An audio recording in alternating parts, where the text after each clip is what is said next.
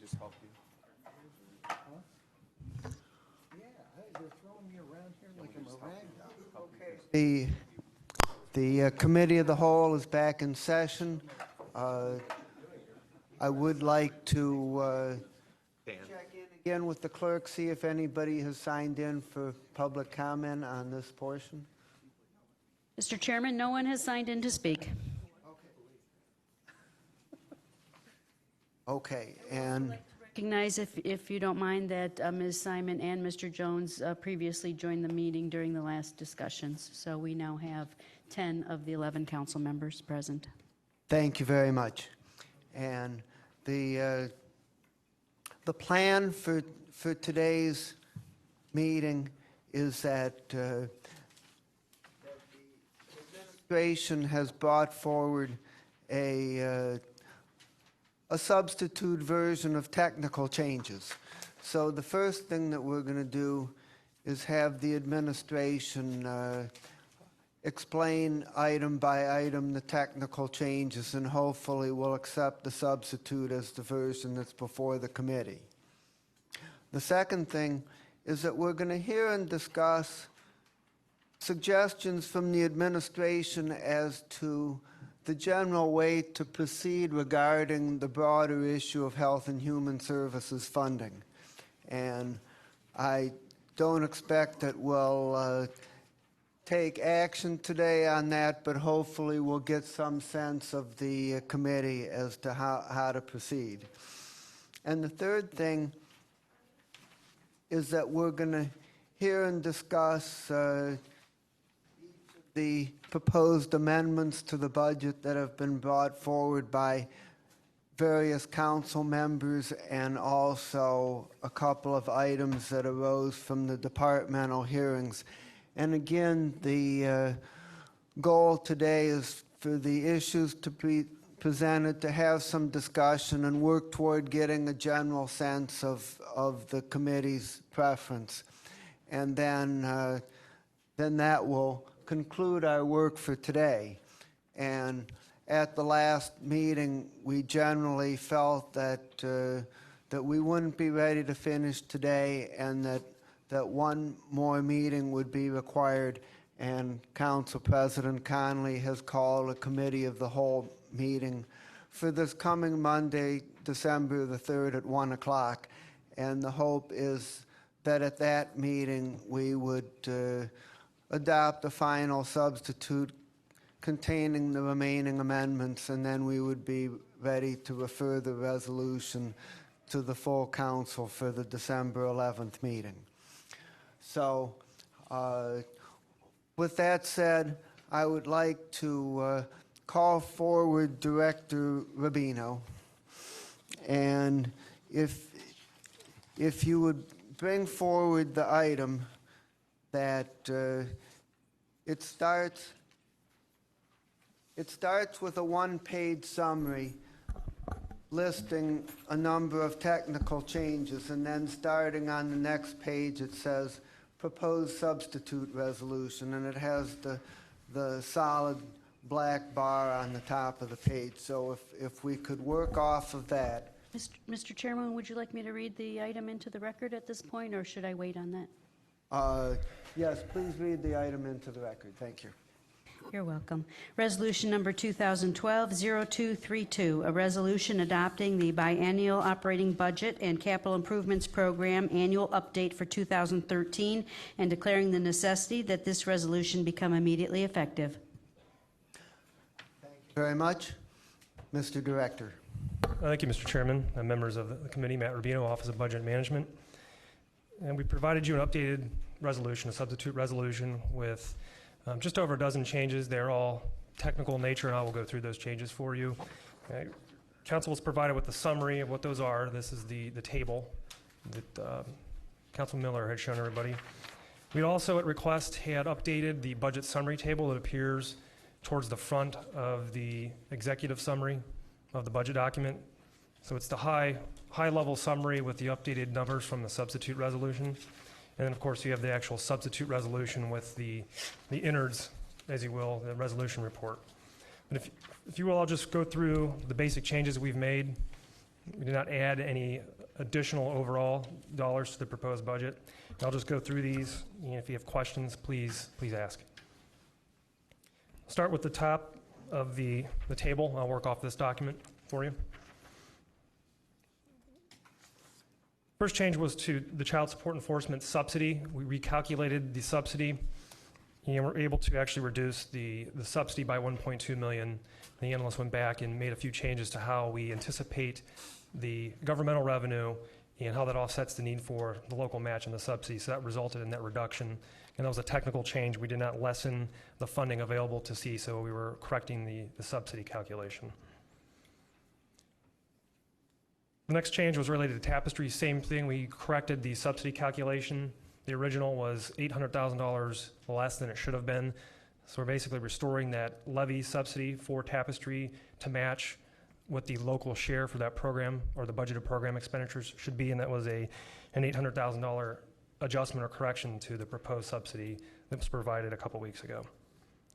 So we have a net decrease in levy need of $400,000 approximately with those two adjustments.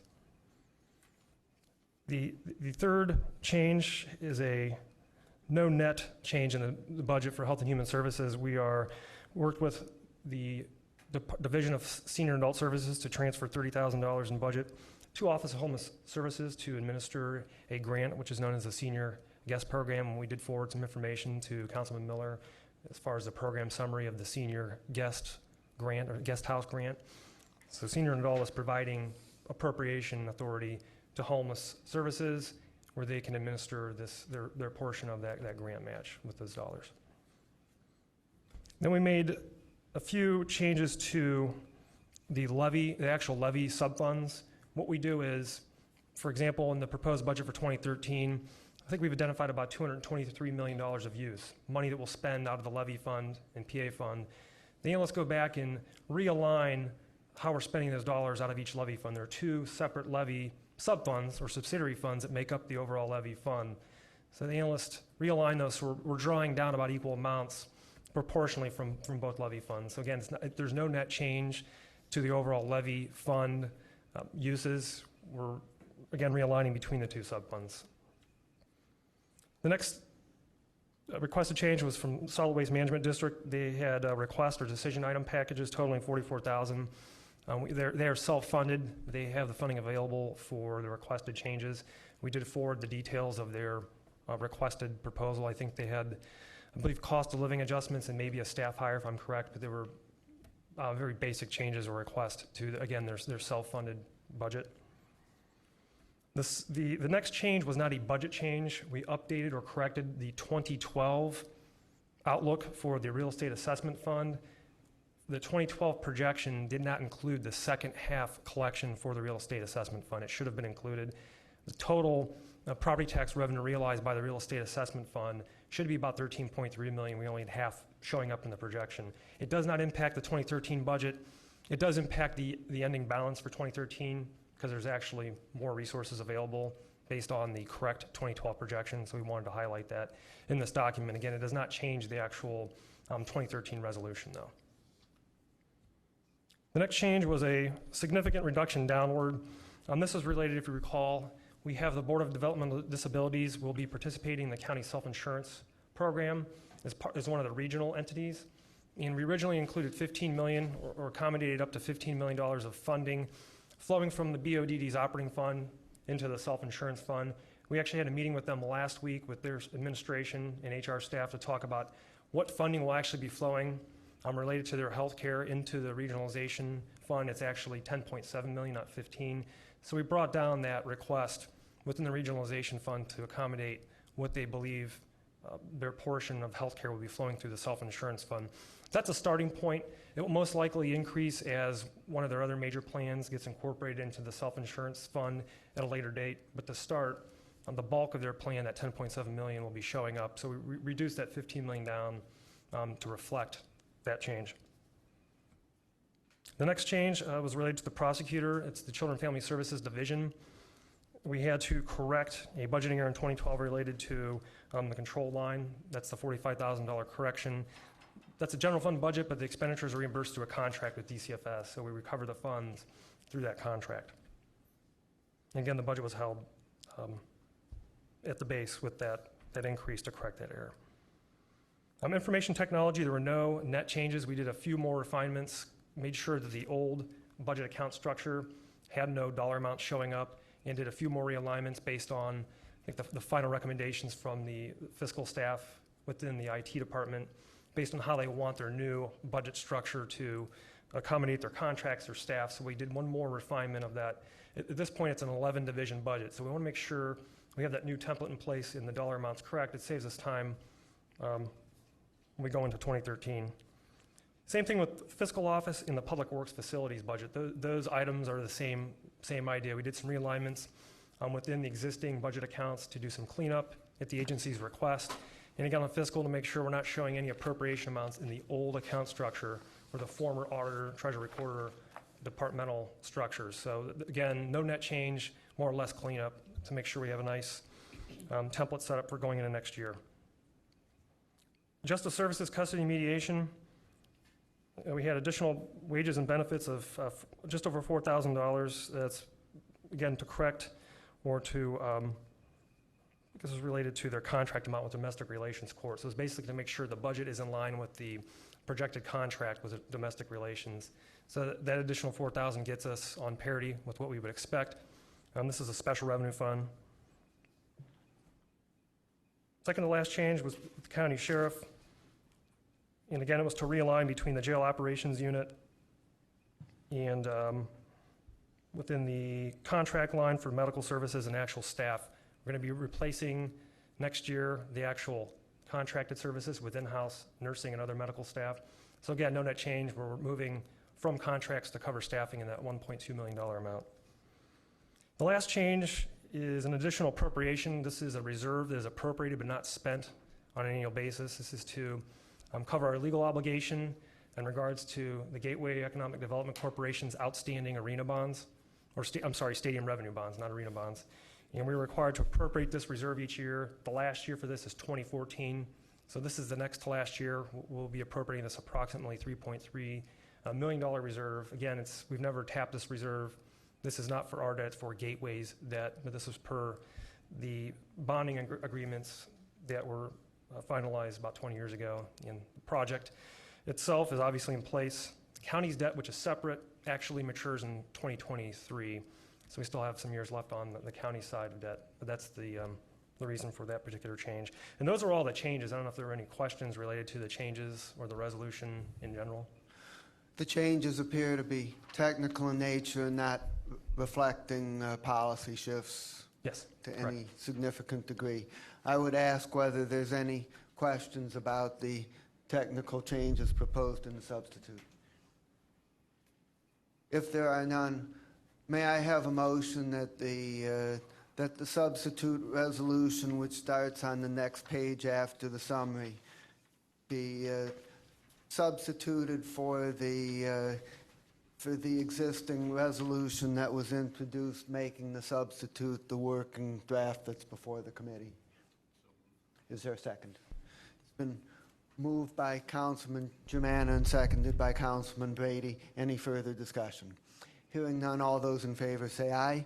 Aye. Any opposed say no. The ayes have it, and the substitute is agreed to and becomes the working document before the committee. Thank you very much, Director. You're welcome. The next item in our process is to hear, starting with Director Warner, and if anybody else wants to add in, and we're going to hear a presentation. So it's going to start, okay. And we're going to hear a presentation as to the administration's recommendation as to how we should proceed on the broader issue of health and human services spending. Director. Mr. Chairman, members of the committee, Wade Steen, Fiscal Officer. I'm trusting that you were all provided the memo that was authored by Rick Warner. It went to Councilman Miller and President Connolly, Councilman Brady as the chairman of the HHS committee. That item should be in everybody's handouts. I'll summarize the position of the administration at this point and what we're recommending, and that is, as stated at the last committee meeting, The revenue adjustments have been made because we have a much better idea of what the revenues are going to be, given the revaluation being done as far as our levy collections and the loss of some other additional state dollars.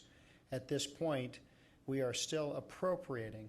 We're not anticipating spending. I want to be very clear. Appropriating to the HHS fund, or for HHS activities, I should say, the amount that was approved by this council when you did the 2-year budget. It's not our belief that that's how much will be spent. It's not our belief that we will have the projected fund balance that we contemplate, because we do not anticipate HHS activities spending all the money appropriated this year. If you don't spend all the money that you have appropriated this year, you'll have a higher ending balance, which gives you a higher beginning balance. It's our suggestion that at the end of the calendar year, with projections at the end of the first quarter, then council, through the appropriate committee, working with HHS staff, make recommendations to spending adjustments for HHS activities for 2013. And so our recommendation is that at this point we don't make adjustments to spending levels. We know that there will be a deficit, but we also knew there was going to be a deficit originally. We had projected a deficit in 2013 for HHS. And so at this point we are suggesting that the HHS director, Rick Warner, is here to answer questions, but we're not recommending any changes at this point until we get through the end of the calendar year and look at our projections for next year. Okay. Are there any questions or comments by any members of the committee? I wanted to know if anybody else wanted to be chairman of Health and Human Services. Yeah, Councilman Greenspan. was it director or the chairman? I'm still troubled by this. No more or less so than I was 2 weeks ago or whenever we had the hearing before. And I did do a little additional research into the budget we approved versus the projections that are presented to us.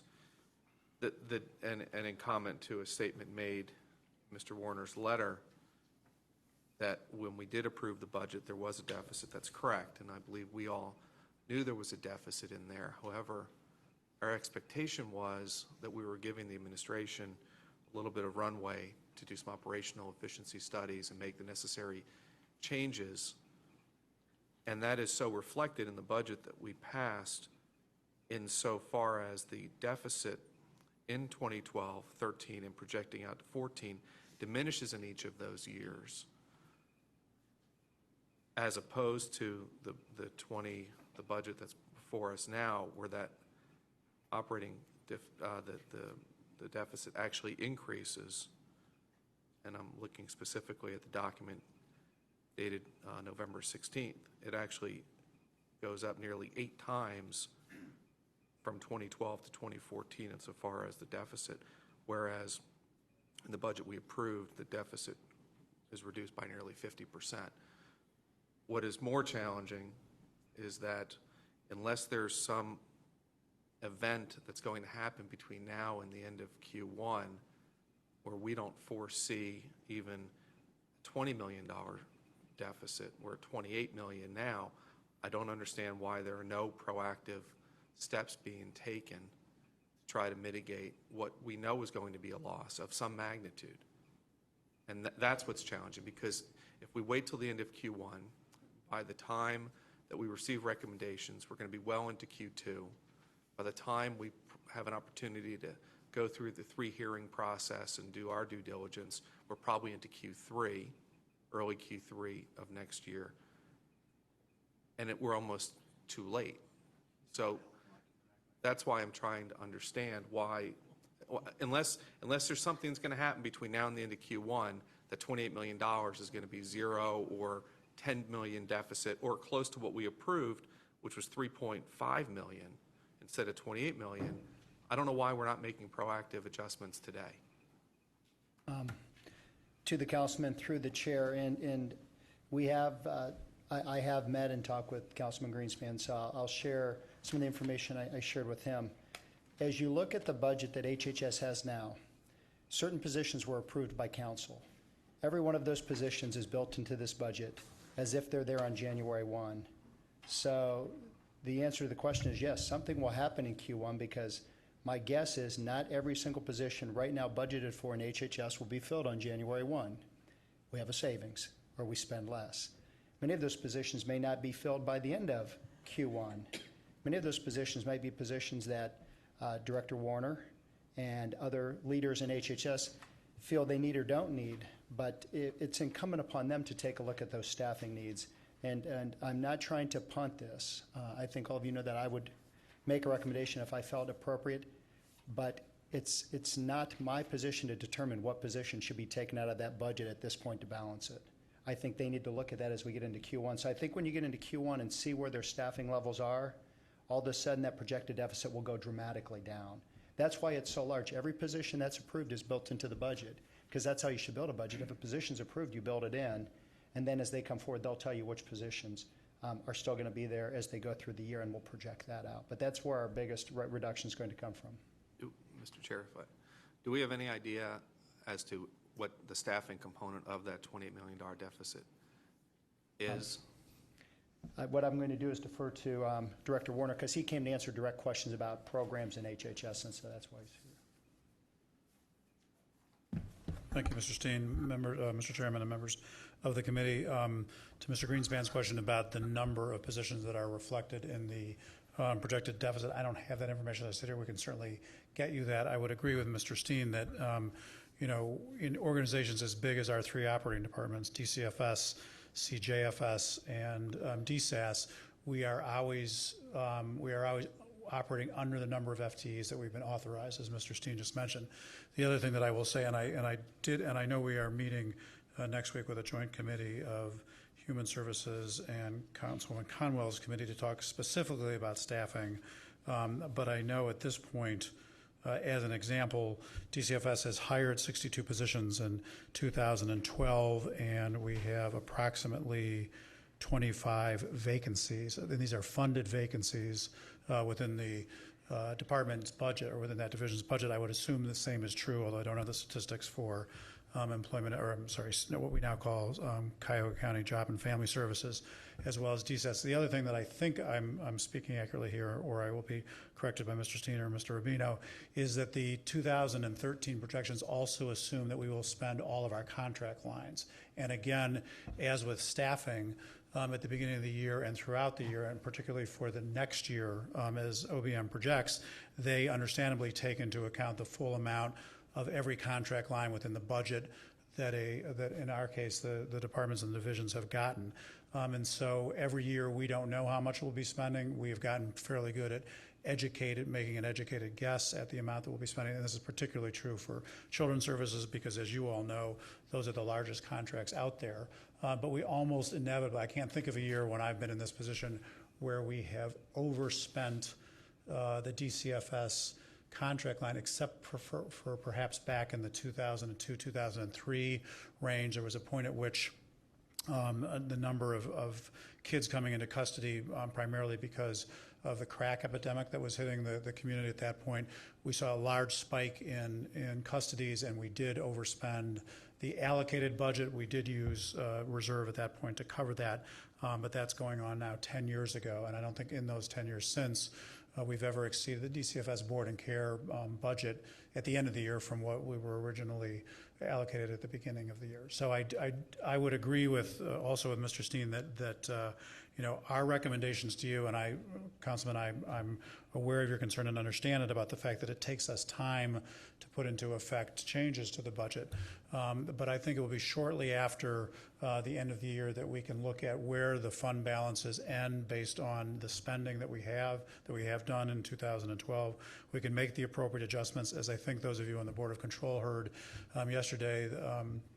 Pat Rideout and her colleagues at DCFS have started a strategic planning process. The same thing is ongoing at CJFS, and Tracy Mason, who's now been at DCS for a year. They are evaluating all their open positions, and in fact, Director Mason, or Administrator Mason, has told me as recently as this morning that of about 20 vacancies that she has, she anticipates only needing to fill about half of those. So I do think we will manage this even before we get to the formal process that Mr. Steen outlined, which will happen in early January.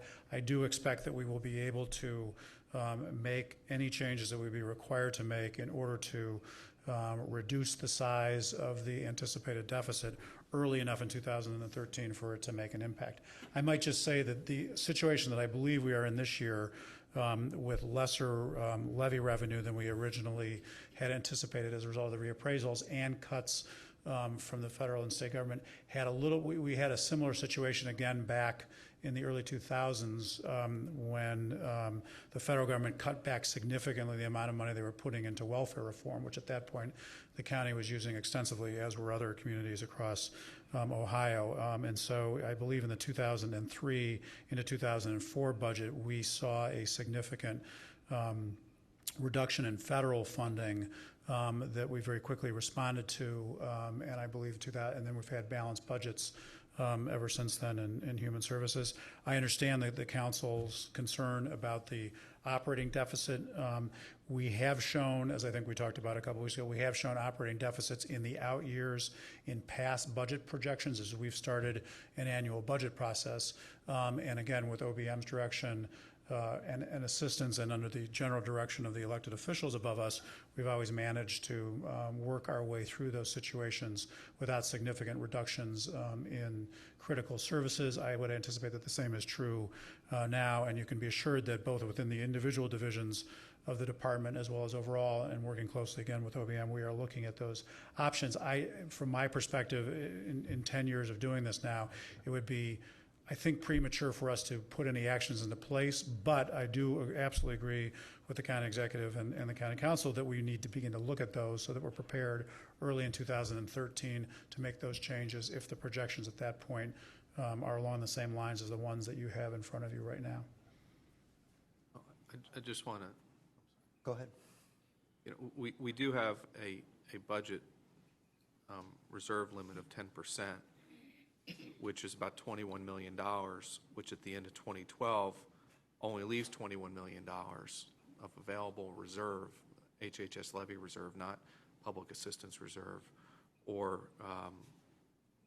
the Children's Service Fund available funds. And the projections that we saw going out to 2015 showed a significant, not only 100% utilization of all the reserves, but nearly a $19.1 million negative balance, operating deficit. That's not too far off from where we are now. And my concern is we clearly understand that there are residents within this county that rely on these services.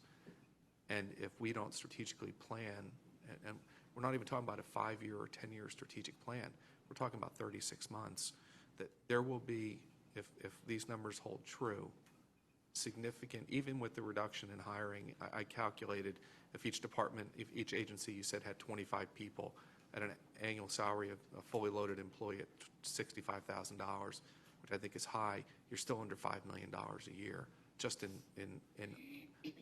say, not hiring freeze or not hiring those individuals. So the numbers are pretty staggering, and the concern is if we don't start planning now, if we wait, we're talking about now waiting 5 months effectively. Well, 4 months. You got December and the first quarter of into next year. That by the time it comes, look, it's like looking out the window and you see the iceberg is there, the glacier's there. It's not like you're going to wake up one day and look out the window and say, "Oh my gosh, what are we staring at?" We see it. We need to be proactive to make sure that we don't run into a situation within 36 months where we cannot provide some services. I sense Mr. Steen behind me, but I would just say before before he grabs the mic that, Councilman, I don't think we have a difference from your perspective. I believe we are working again with OBM. We talk with them monthly, in addition to quarterly when their new projections come into place. I absolutely agree with you that there are thousands of families and individuals in the county that depend upon us for service, and the last thing that we should do is make precipitous changes to those in advance of knowing for sure where we stand. I'm not suggesting that we aren't maneuvering our way through icebergs. I think we have avoided some in the past, and I anticipate, because we have smart, experienced leadership in all of our major divisions within Human Services as well as our partners at OBM, I think we will be able to do that, but I'm very cognizant of the issues that you raised, Councilman. I don't think that the administration takes lightly the amount of services that the clients and customers out there in the community rely upon us for, and we would not want to do anything that would unnecessarily threaten those services. But we also need, and to your point, to be planful about what our revenue and expenses look like. My sense is, again, that we have a couple of levers, including staffing as well as contract usage, to manage through this. We have been able to use those devices to manage through in the past. This is you can't predict all of the uncertainties now, particularly with what appears to be going on in Washington, D.C. that may have an impact on us in the upcoming state budget as that process starts. But I do think that we will have sufficient time if we pay attention to this, as you are suggesting now, and as I believe we are, to impact this early enough in 2013 to manage through it effectively. Now I will defer to Mr. Steen. To the councilman, through the chair and others, I just want to make sure we're all working off the same data, but you get a detailed budget update, and it should be Schedule 1, Health and Human Service Levy Fund, because the projected fund, it should have been, it's always provided in our updates. I don't know if you have it. I'll see that everyone gets a current copy, but what I wanted to clarify is that the projected fund balance for this year, what we're projecting is 21.7%. What we're projecting for next year is 14.3, and I think that should tie to this sheet that you got today. So it's 21%. I realize we're eating into that to 14%. I won't say keeps me awake. I sleep pretty well, but it does occupy a lot of my waking time thinking about the fact that we're cutting down the fund balance. But the fund balance is projected this year in the HHS levy fund to be 21.7%. And we've provided that previously. We'll make sure that you get it again. I hope you should have it in the detail that you have. I wanted, because I wasn't sure the percentage, but with all due respect to the council member, I don't think he said 21%. I thought he said a different percentage, and it's 21.7% this year is what we're going to end the year with by our projection of fiscal. Okay, I'd like to offer a few comments and then see what other comments there are. First is that I don't believe that we have a garden variety problem here. The steepness of the decline in the reappraisal revenue combined with the reductions in state and federal funding do create a very serious problem that we need to be aware of. And while I would have preferred to make some immediate response, I think we could hold off until early next year, but the one thing that I am uncomfortable about is waiting till the first quarter numbers are in, because typically we don't have good first quarter numbers until sometime in May. And my belief is that as soon as we get the year-end numbers, which we typically get in February, that we should be seriously working on this. And I think what we need is for the administration and the council to work together on a process that within 4 months or so, that we would come up with a plan not only as to what adjustments we're going to make in the 2013 budget, but what the plan would be over 3 to 5 years, so that we bring our expenses and receipts close enough in line so that we stay within our reserve targets and get it back in line. The final thing that I'd like to say is that there's a fair amount of turnover in the major agencies. And so yes, I think we can balance this budget.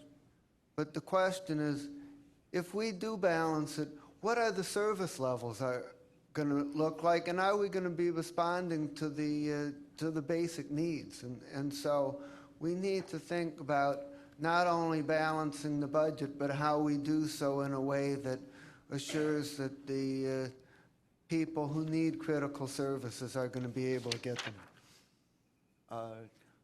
I think Councilman Jones and then Ms. Simon and then Councilman Tron. Thank you, Mr. Chairman. I just want the clarification on the numbers. Mr. Steen said 21%. Is that the balance in at the Public Assistance Fund or the HHS Fund percentage? Mr. Chairman to Councilman Jones, that is the projected ending balance 2012 for the Health and Human Services Fund itself. That's excluding the PA balance. Okay. So that's on that schedule. That'll give you what we're projecting to end this year at. Of course, that balance flows through for the starting point for next year, so it has an impact. How we actually wrap up 2012, get a final assessment of what we actually spent, how the state and federal revenue came in. There's a little bit of reconciliation that goes on very early on in the year. We'll have a clear picture on how we ended the year as far as fund balance is concerned. And then we'll also flip to projection mode in January, February when it comes to what we think the utilization will be based on current trend as opposed to budget. So this 1.2 million shortfall will be covered from, Levy reserve, Councilman. from the reserve? Yes. Okay. The iceberg, it's certainly a concern and a problem, but I wouldn't call it an iceberg. I'll just have to, all I can do is describe it from my own experience. And what we do at county government, it's a trust. It's not a business. My experience is small business, but this is a trust. This is the people's money. And I've said it before. I said it last year at the two-year budget. What we do is very similar to the way a church operates. A general fund and a benevolent fund. And as I oversaw church funds, just a small little church, but I'm an authority on that church finance. And we've had similar situations. And we would get general fund dollars, and we'd have to pay the gas, the lights, the preacher's salary, the staff salary, the roof repairs, and the addition to the church, and make sure we had good credit with the bank with those general fund dollars. We also had that extra basket, that second envelope, benevolent funds, which paid for Sister Brown's gas bill when she couldn't cover it, or a doctor bill, or even a little bit on a funeral bill. And we never kept a high reserve in that because it meant there was so much need. If we kept a high balance, then that meant we weren't meeting the needs of the community. So we would go through those human service dollars, and it didn't hurt our standing with the bank. We had general fund dollars. They covered everything. Those human service dollars were used to meet the needs of the community. And when we started running dangerously low, like now, we balance it out, and we know we get some more money next Sunday, or we'd have it budgeted out, and but it wasn't the iceberg calamity, that I'm hearing now. It's certainly a challenge, certainly needs to be addressed, but I would kind of temper some of the doomsday conversation about what's going on in the Health and Human Services Fund, so that's my comment. I just want to make everybody aware that there's an issue that makes it look not as bad as it really is, which is that we're going to take $12 million next year and $12 million the following year out of the Public Assistance Fund, which is basically the operating balances of the various sub-programs. But we can only do that for the 2 years, because after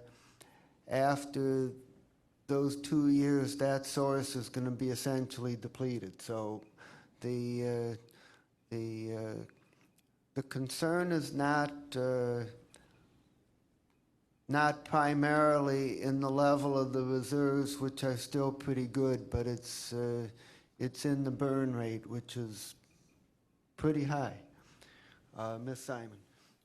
Thank you, Mr. Chair. To any of the directors in the room, is this concern shared by you? I mean, Mr. Rubino's been here for a long time. Mr. Werner's been here for a long time. They've seen ups and downs. The real estate market, I believe, is going to start upward. I think we've bottomed out. I keep hearing icebergs and fiscal cliffs. I really want to hear, is there a concern that the reserve fund's going to be blown out and we're going to be in some kind of precarious place in the next 2 years? To the councilman through the chair, yes, the administration's concerned. I would be lying if I didn't say I wasn't concerned. As Chairman Miller pointed out, we're utilizing that balance, but that, I'm sorry. As Councilman Miller pointed out, we're utilizing that balance, but that was planned. But we need to actually have a conversation. When I say we, all of us in county leadership, which includes council and the executive, on how we go forward. And I know I keep coming back to that. I didn't think we were ready to have that conversation today with changes to programs, but we need to have that conversation. I think about it. As your fiscal officer, I report to the executive, and I talk with him about that. I know he talks with many of you, and I know all of you talk about it. And so that's probably, and we talked about this during the budget hearings, probably the biggest challenge this county will face is the HHS needs of our residents and how we're going to address those. And so that's a conversation we'll have to have. But yes, we're concerned. But I also think that we'll figure out a solution, because I think we've got a pretty good working relationship. We got some pretty good people in this county. We'll figure out the solution to the problem. So there's nothing today imminent, and I think that was my point. This is a work in progress over the next 6 months. It's a work in progress, Councilwoman. That is correct. But if I heard the chairman correctly, I think it's the next 2 months or 3 months that they would expect, or he would expect us back in January or February. And I think by February, after we get 2 months of activity and we get the year-end numbers, we'll be in good shape to come back and talk with you. We won't need to wait till the first quarter. My hope is that that in February, when we have year-end numbers, that we can start a process, and that hopefully in 3 months or so thereafter, that we could have a pretty good roadmap as to how we think we should proceed. I'll take that as a directive, Chairman. Mm-hmm. Yes, you may. What is the condition of the general fund? Is it jeopardy, okay, rock solid? How would you describe that? As we, to the council member through the chair, the general fund today is pretty solid. 30, I don't have the number in front of me, 38%, is that correct, Matt? It's above 35%. But again, we're going to be impacted by lower property values, cuts from state funding. But when you have a little bit of extra money in the bank, you have a little bit more movement there. But the general fund will have to address the same concerns as we go forward. But yes, go ahead. I'm sorry, I didn't mean to cut you off. No. The general fund, and this isn't couldn't the general fund be used to cover the Health and Human Service Fund if it was necessary? And it certainly is not on the table, but is it a possibility? Or isn't that the way it's structured? That if the human services funds were totally depleted, isn't the general fund there to also cover, if necessary, what shortfalls might be necessary? To the council member through the chair, by its definition, the general fund can be used for any purpose. So I think the answer to your question directly is it could be used for that if it was determined by this council and the executive, because it can be used for any purpose. By way of background, I would share that 5 or 6 years ago, the HHS levy fund was in much better shape than the general fund. And we identified some things primarily in the justice services area that could be characterized as human services related. And some of these items got moved over into the HHS levy fund.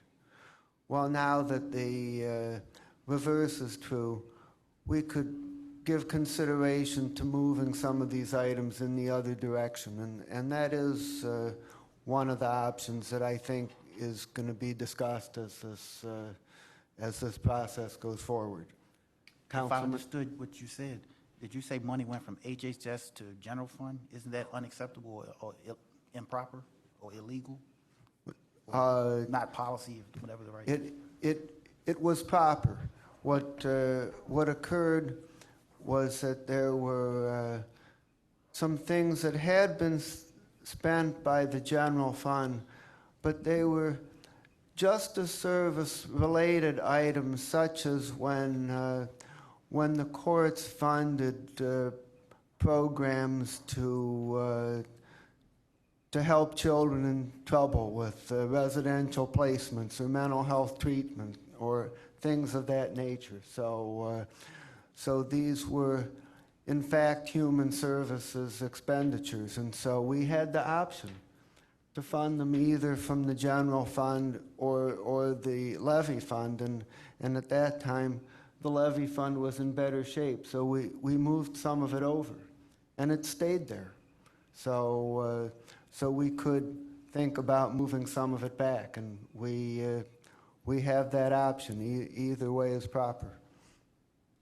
Mr. Chairman, I was just going to add, as someone whose fingerprints are all over those set of transactions, a few years ago, the chairman, councilman, is correct that at the point at which the levy fund was in better shape on a projected basis, and in reality at the time than the general fund, we moved some expenses that, to the councilman's point, were very similar to those that we were already using levy dollars for. So as an example, many of the same providers who are providing services to the juvenile court, and we're also providing service to the Department of Children and Family Services, we used levy funds to cover the court's expenses for those, and to the chairman's point, we've continued that up until today.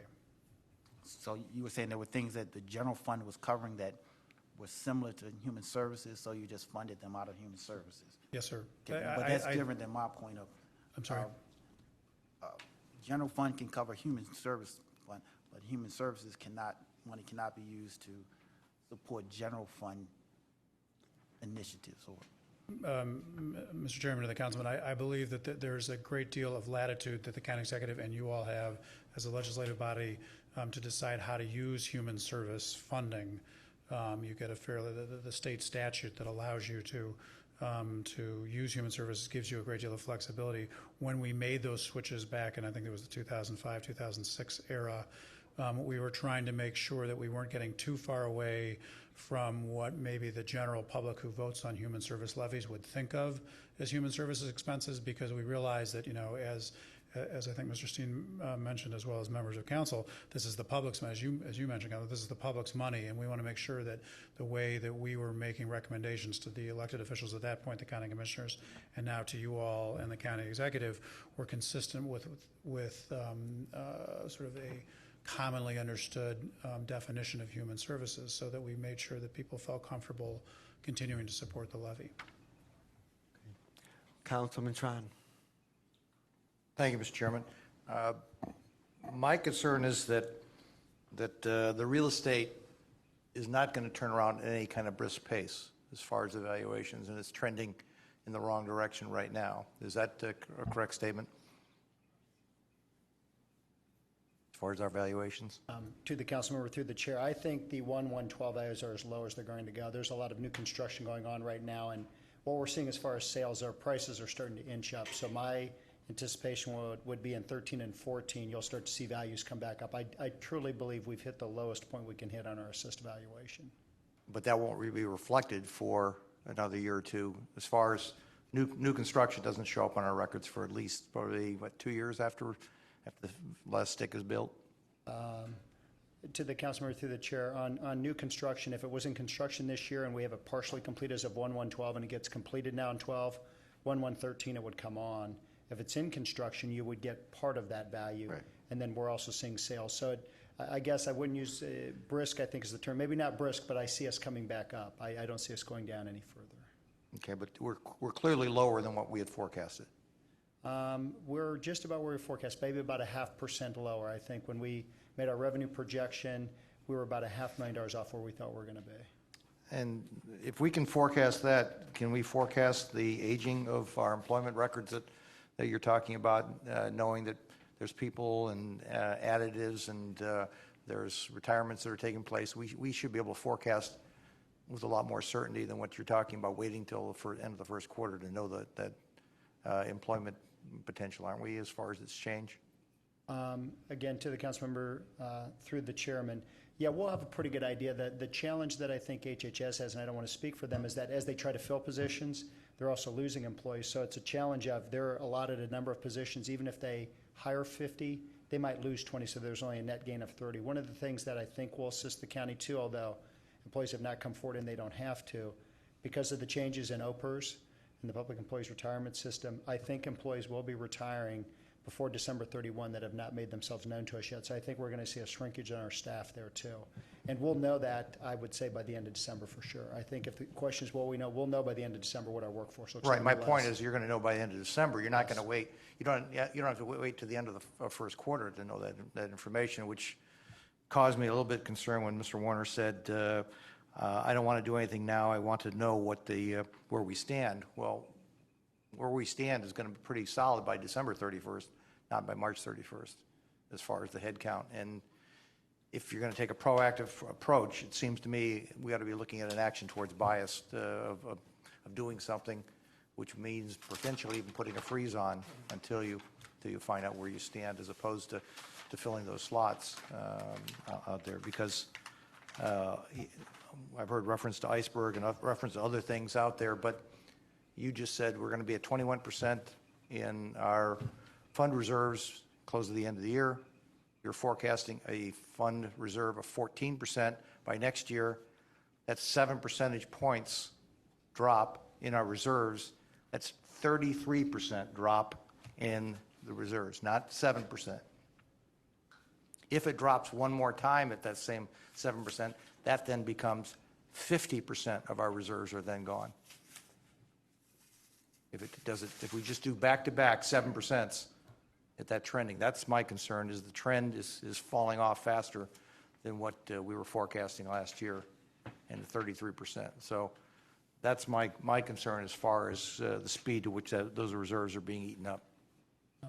And I'm sure that's maybe doesn't keep you up at night, but it's got to be a concern. To the council member through the chair, I agree with your comments, and it is a concern. And if I heard the directive of the chair, which I think is the directive of council, we'll be having this conversation in February, not at the end of the first quarter. So once we get the year close down contracts, I would expect the conversation before whichever committee is appropriate. I look at the council president, whether it be HHS or finance or both, but those conversations will be in February as soon as we get through the close of the fiscal year and see how many employees did not come back and what the hiring looks like. We'll make a projection and be back to meet with you. But it's always easier to put a freeze on than it is to let people go. So perhaps it might be a good thing to at least consider that before you start filling slots on January 1st, only to find out maybe you need to do some reductions on February 15th or something of that nature.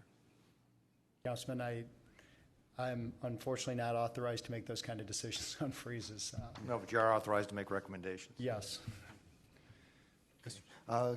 Councilman Brady and then Germana. I don't want anybody to think that I'm not aware of the mathematics involved here. And I will be prepared as one councilman, and as we all should be, to face this in a timely way. But I have to say that when 70% of the people of Cuyahoga County voted for the Health and Human Service levy, they did that so that we would provide the services we provide. And so I think that we need to do everything and anything we can do to not let them down. They count on us to ask them for how much money we need. They don't count on us to ask them for more money than we need or less money than we need. They want us to ask them as best as we can for how much money we need. Now, in the short run, we're all going to have to get our heads together and see how we handle this. But I don't want to lose sight of the fact that the voters overwhelmingly gave us this mission, and that mission is as important as anything else we're discussing here in terms of solving this problem. Councilman Greenspan. And I echo Mr. Brady's sentiments 100%. That's why I think it's important that we get our arms around this so that beyond the short term, and I would consider the short term a 5-year window, that there is money available to provide the services that we need to provide. But I need to ask, if I can, I just need to ask off the information here, Mr. Steen, 2 questions. Or I should never limit myself to those number of questions, and you know you don't hold me to it. But in the document that was provided,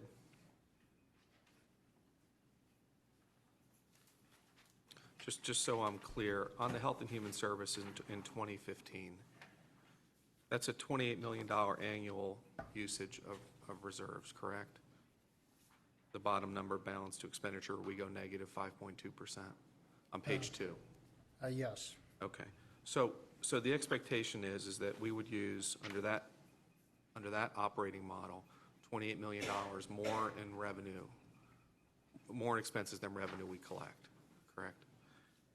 And if we go to the front page and we look at the general fund, that has us using about $6 million more of revenue than expense. Is that correct? I'm sorry, Council, I didn't. No, I'm sorry. We're using $6 million of the reserve in 2015, correct? Is that the reserve on available balance, and then we've got that bracket, the $6 million for the MedMart operating revenue. Is that correct? Am I reading that right? To the councilman through the chair, no, you'd want to go to that number at the bottom, the 9.8, because there was Okay. $373 million in revenue and only $363 in expenses. We were to the good almost $10 million in 2015 Okay. in the All general right. fund. So that goes the other way. Yeah. My point in that being, if we're using $28 million more in expenses on the HHS, and then this model shows that we're actually $10 million to the better, right? Correct. So that's $18 million a year, with $135 million in the general fund reserve, kind of to touch on Mr. Jones's statement. It does take us out. Sorry, give me 1 second here.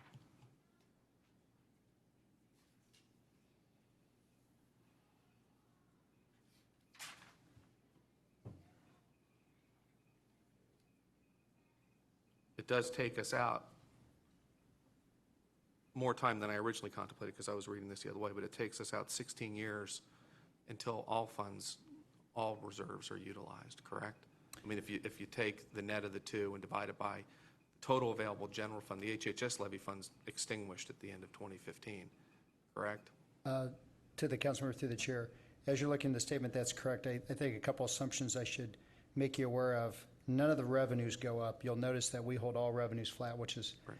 not what we hope. I mean, we hope that values go up, revenues go up. We assume that the state doesn't cut us further, but we may get more revenue. Embedded in the expenditures are natural increases, 3% inflationary increases for all contractual items. As far as benefits, so if you notice the expenditures do jump dramatically, revenues don't change. So that's why you're getting that, what I would call big difference. It's a conservative budget, no revenue increase, lots of expense increase, and then you try to balance them. Well, there is a sales tax increase. But that's not, I'm sorry, I was looking at just the HHS fund. Everything is stable if you notice it in all 3 years. Right, because the sales tax increase, the sales tax revenue line itself equals almost, is about what, 80% of the total operating expenses. So, even if there's a 3% increase in expense built into the model, there's still an increase in revenue coming off the sales tax, which more than offsets that.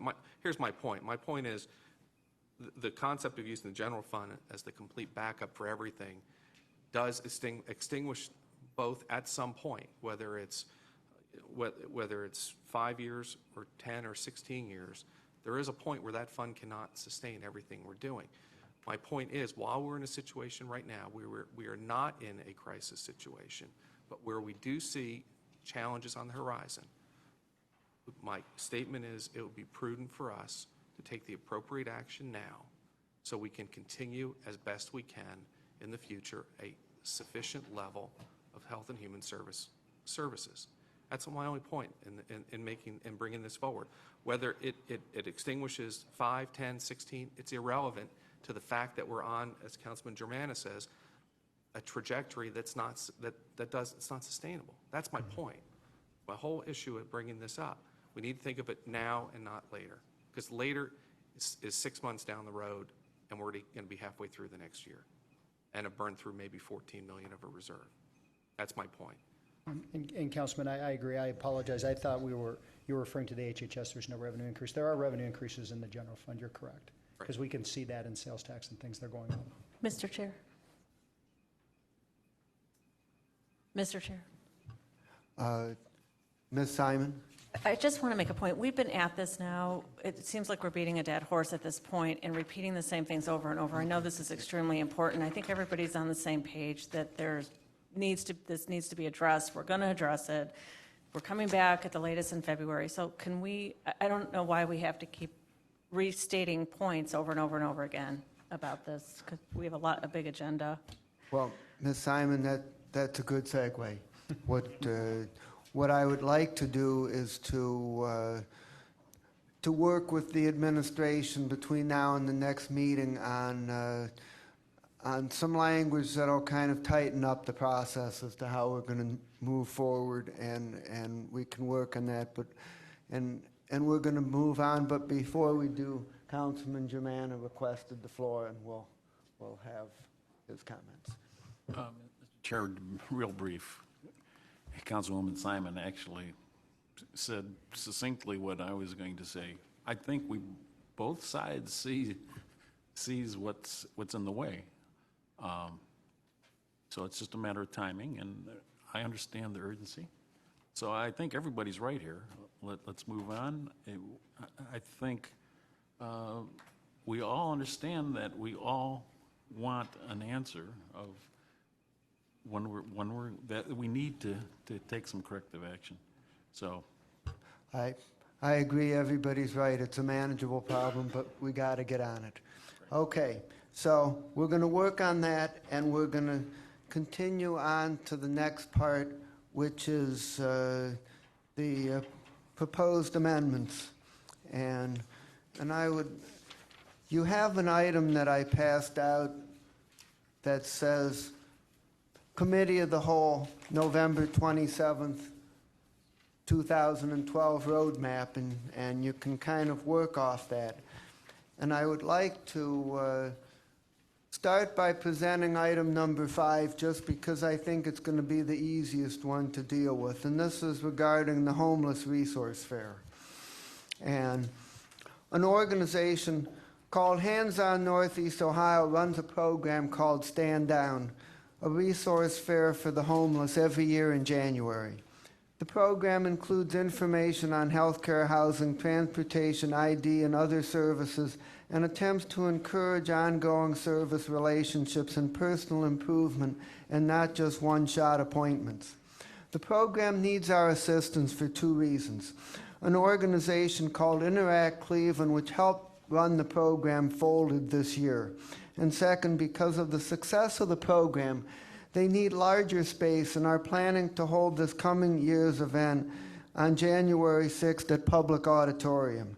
The City of Cleveland has agreed to cap expenses in the $4,000 to $5,000 range, which helps. Support from the county of $5,000 is needed to properly run the program. Jeff Griffiths, who spoke on behalf of Hands On Northeast Ohio, expressed confidence that this could be a one-time allocation and that alternative funding could be found for 2014 and beyond. The County Office on Homeless has worked on Hands On in the past and is willing to be the contract agent for the funding. So the question is simply to allocate $5,000 in levy funds so that they can properly run this program in January of 2013, and would ask if there's any comments or questions on that. Yes. Where was this request coming from? No, it'll be in the substitute next week. Yes. Is this a request from you? Yes. Okay, thank you.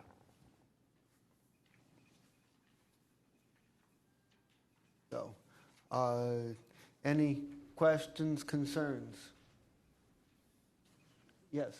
When's this meeting? This event will take place on January 6, 2013.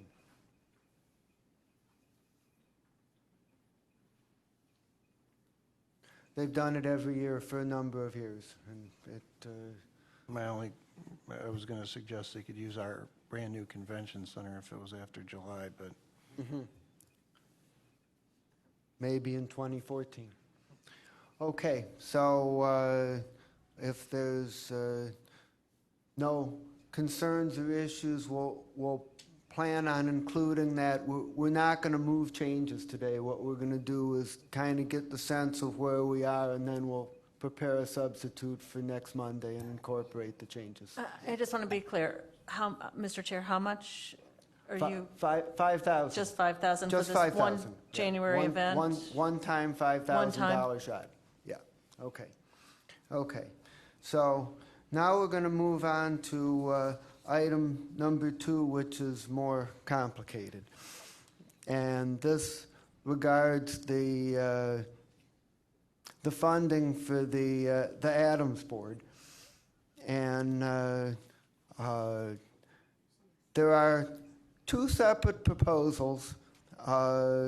Councilman Brady proposed reimbursing the Adams Board for the costs that they incurred last year when Bridgeway closed. And Councilman Greenspan also proposed reducing the Adams Board subsidy by the amount of the previous staff raises, and also to include language to require the subsidy to be spent only for program expenses. Now, we'll hear all the Adams Board stuff together, so I would point out that the Adams Board also requested $120,000 to implement team decision-making on mental health, and $75,000 for mental health services at the community-based corrections facility. And thirdly, they recommended $150,000 for a prevention program on heroin overdose. Now, Councilman Gallagher held a committee hearing on this last item earlier in the day, and the consensus was that that action is needed, but we need a little more information on how it should be coordinated and who would run it and how much is needed and such things. So I would like to take that last item off the table, and I'm going to call upon Councilman Brady to talk about Bridgeway. Thank you, Mr. Chairman. And I, again, want to let people know that I did hear the discussion that we had earlier in the day. Nevertheless, I think many members of the council probably are not aware of what happened last March, and at least should be completely aware of this. Bridgeway collapsed on about the last week of March and went bankrupt. They had 400 customers with community-based mental health services and an additional 100 customers in residential group homes, individual homes, crisis centers. Services included individual and group therapy, medication, employment, counseling, housing. And we all, the community that is, had a crisis on its hands. I was briefed about it, and within about 48 hours, the Adams Board was on top of it and did many things that had to be done so that these people literally would not be turned out into the streets in a matter of days. And that is a very special role for the Adams Board to have played for the county, and it cost them to the tune of $591,000 $1,550. The fact is, I think that we're lucky to have the Adams Board, and if they had not stepped in this crisis, I heard no other suggestions from anyone as to what would have happened. The many steps they had to go through to deal with this issue, I'm not going to enumerate, but it was quite a job and something they didn't have to do. They did it because they care about these people, and I think they did the county a great service, and that's why I am absolutely not the least bit hesitant to ask that this money be restored to Adams Board on this particular item from the appropriate fund. Okay. Councilman Greenspan. Mr. Chairman, just Mr. Brady, what was the dollar amount again? $591,550.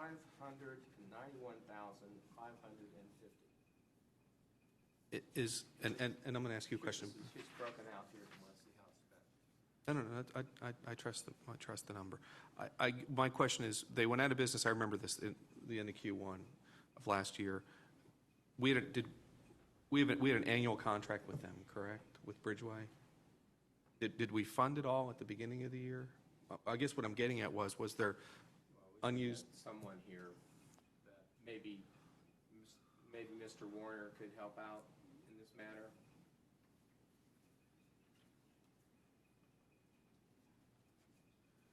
The question on Bridgeway is... Sorry about doing my BlackBerry. I apologize. That's okay. They shut down, just say March 31. Right. And they had an annual contract with the county. Did we, or with Adams Board, were they funded in advance, the entire year in advance, or were there quarterly payments? How were they funded?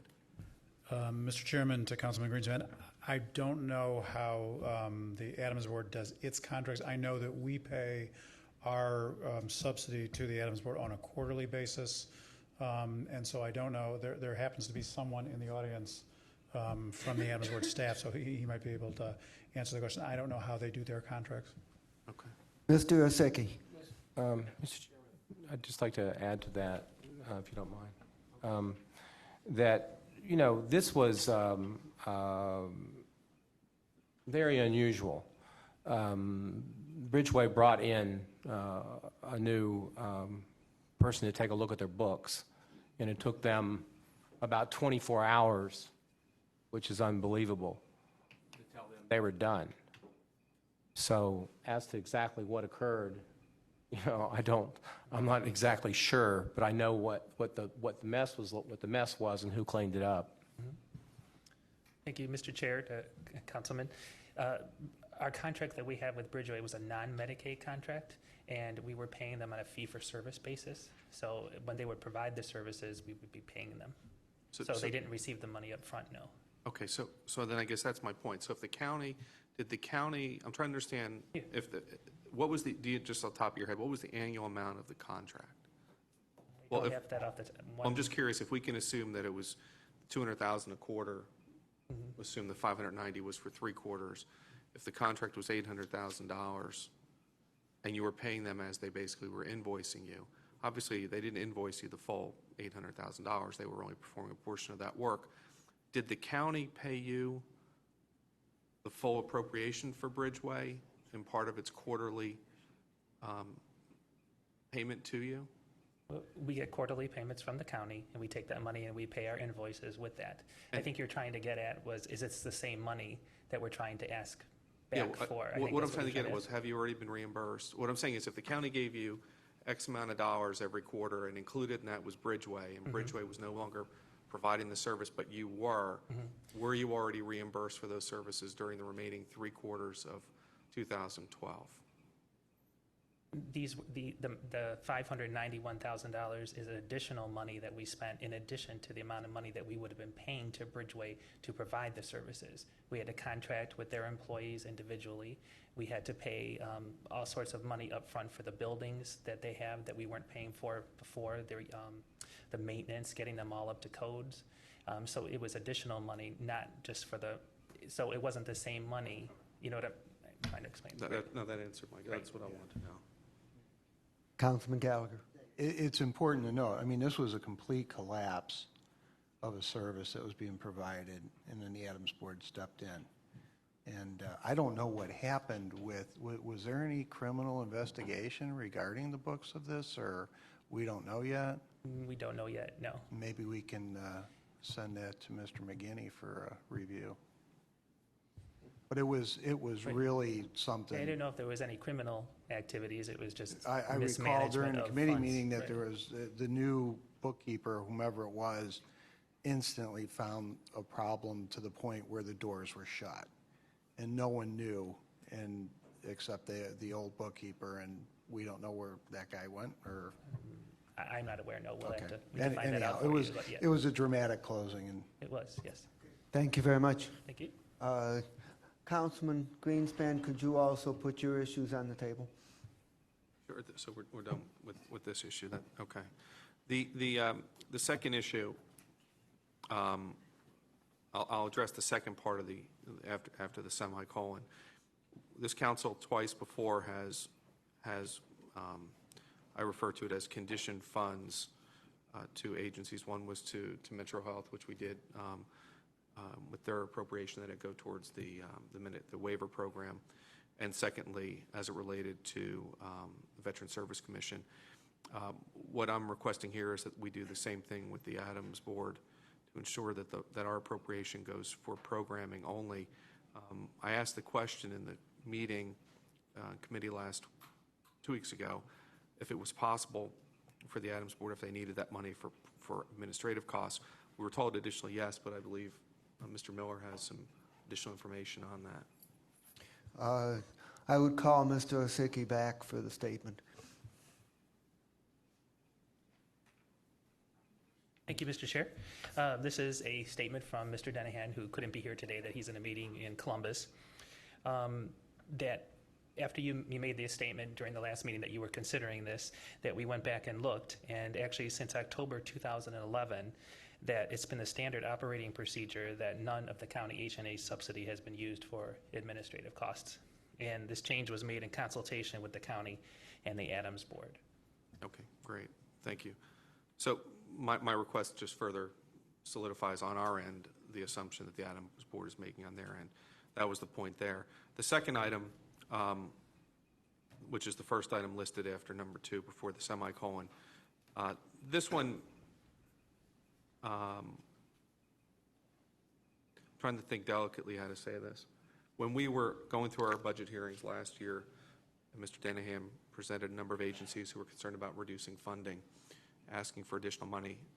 Actually, the original request was for an additional $25 million. And then this council agreed to provide additional funding in the amount of 1.5 in 2012 and 750 in 2013.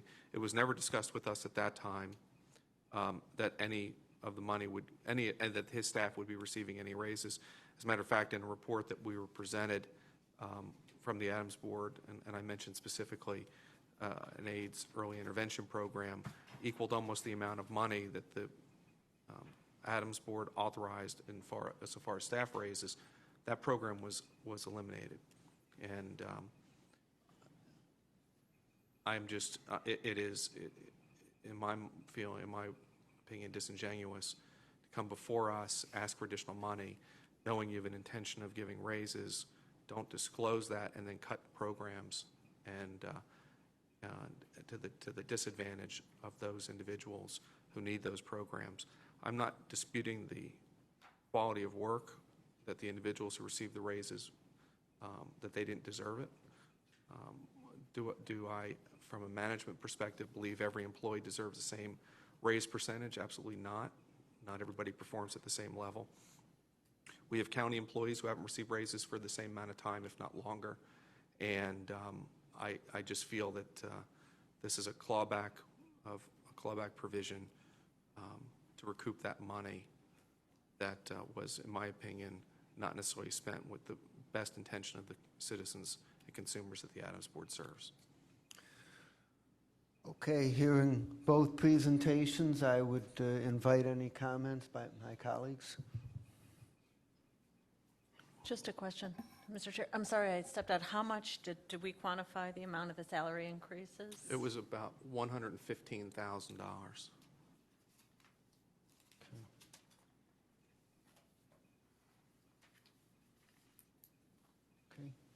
Okay. Any comments? Is this, Mr. Chair, something that we need to decide now, or can we look further into these numbers, or is this something that you want out of us today? We hopefully need to decide something next Monday, when we hopefully send this budget to committee.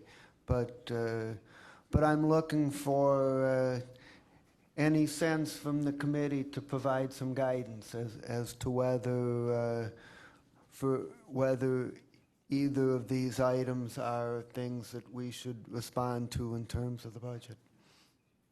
And so, Mr. Chair, to Councilman Brady, are we looking at the 591 from the general fund? Just generally? Sorry. Well, I hadn't identified the fund. I identified the issue, and certainly I don't have a personal choice that I prefer one over the other. Maybe someone else does. Well, as the chair, I would chime in on this and say that we're basically responding to one-time events, and the general fund is in better shape than the levy fund. And my recommendation would be that we would make a one-time allocation from the general fund, and that would also make it more clear that it's not a permanent increase in the overall regular allocation that could be expected to be sustained from year to year. So that's what I'd recommend, but I'm open to comments from the committee on both the response and the source.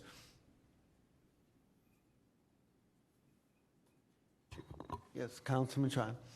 Yeah, it seems to me that would be a reasonable compromise to meet Mr. Brady's request and to make the adjustments accordingly with the salary increase to make those adjustments and find I'm sure like anybody would be happy to have received something in regards to it, but would also have addressed, seems to me, a very at least amicable way to meet both points of view.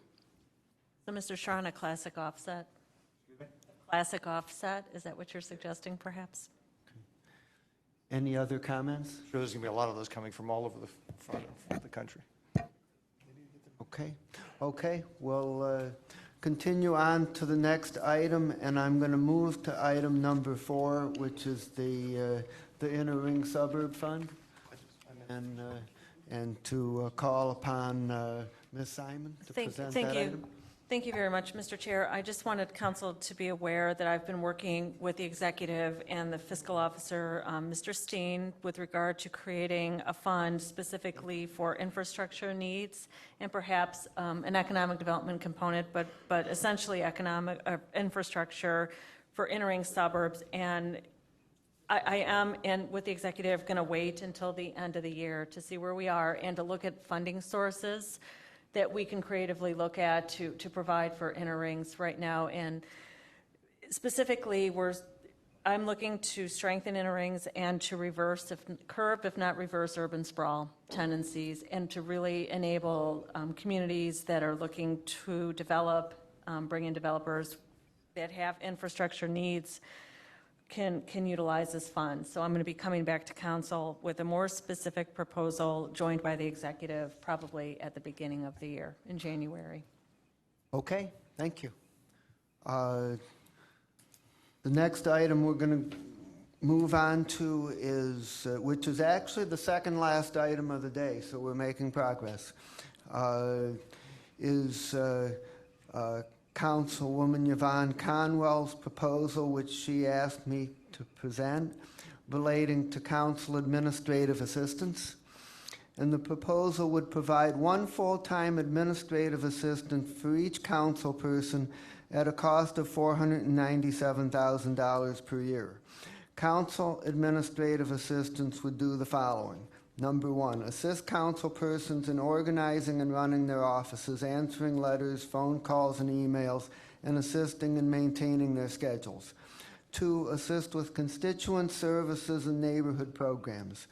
3, represent their council person at community meetings or at office meetings when there is a conflict. 4, assist their council person in developing and carrying out legislative initiatives and working with council's policy staff on same. And 5, assist their council person in working with our communications team on media and constituent communications. The council needs sufficient resource capability to be effective as a separate and equal branch of our county government, and this proposal would significantly help us to do so. So that's what's being suggested, and I would invite any comment from my colleagues. Councilman Brady. Yes. I think that there is merit to Councilwoman Conwell's proposal. I'd like to put things in perspective a little bit, even though it's not the same job. Minority members of the Ohio House, who represent about 115,000 people apiece, have an assistant, and they don't even have a real job. The majority members get two assistants, and they do have a real job. We are all in the majority here. We are a bipartisan council. I don't know that everyone, I just know I myself certainly don't need a full-time individual assistant, but I think that I agree with the spirit of what the councilwoman is suggesting, and wouldn't assume to judge the needs of other council members. I think that you know, in my own situation, that I could probably use about 6 hours of some computer savvy, light secretarial help and coordination to help me keep myself together, since I lose everything every day as I walk around. No, but seriously, this is a big responsibility. We have lots of constituents, and I don't think that we should. I think that we should take the councilwoman's proposal seriously as a starting point of a discussion about how we are able to better do our jobs, because we are swamped. Okay. Any Councilman Rogers? Thank you. I had a similar proposal 2 years ago when we were meeting in Cleveland State, and it got shut down at the time. I agree with Councilman Brady. I think there's a lot of merit to this. I'm not sure if we all do need a full-time person, but in conversations I've had with some folks, perhaps if we were to have maybe a team of 3 or 4 people that would work specifically on those issues for council members, I think that could be very beneficial and make us much more efficient. If you, this is supposed to be a part-time job, and when you think of all of the things that we have to do in order to meet the constituent needs, getting calendars together and letters and all kinds of other things that go into the job. Most of us are doing that ourselves, and so a part-time job usually becomes a full-time job. I think that we would better serve our constituents. We would be much more efficient with our time if we were to have additional staff that would address those specific needs that were listed by Councilwoman Conwell. Any further comment?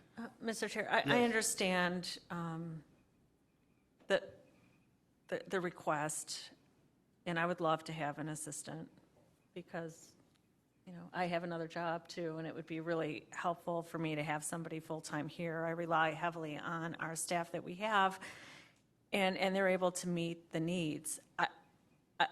I think it would be wise right now, perhaps, to look at this at the first quarter when we're looking at where we stand at that point to see whether there will be a place for this in the budget going forward.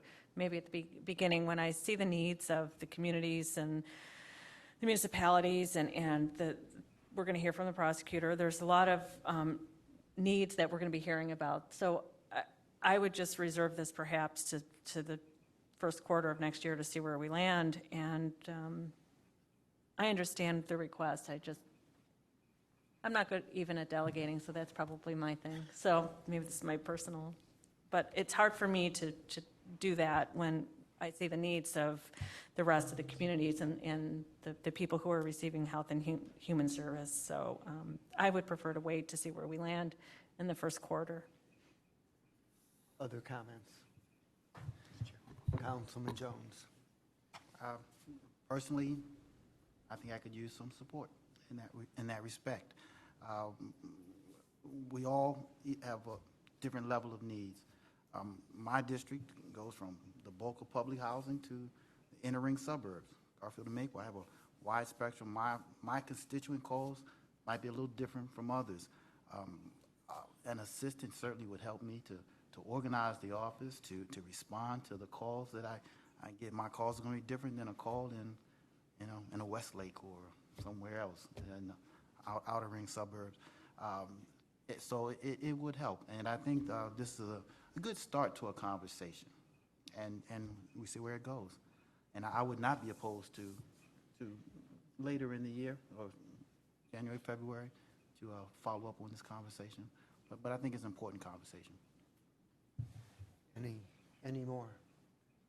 I would offer my thought that there is just a huge variability in the way we approach our jobs, the things we focus on, the demands that come from our different districts, and that there might be value in structuring this in a way that not everybody did the same thing, but that council members could work with our chief of staff to tailor something that would meet their needs, and it would probably require something considerably less than assuming that a full-time person for each member. So I throw that out just for thought. So we'll continue to work on that and see what we come up with by Monday.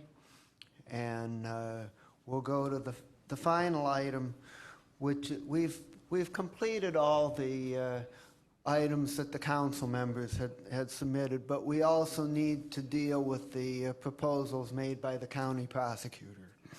And to assist with that discussion, I have this. Miss Jean? Sure. Could you please pass out these items? And there's also a few for the public table as well. And to recap,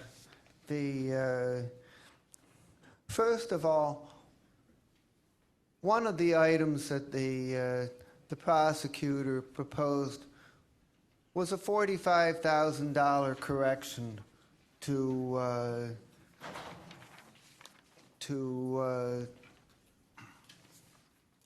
fix an item for controlled services that should have been in the budget and wasn't. But that item was already incorporated into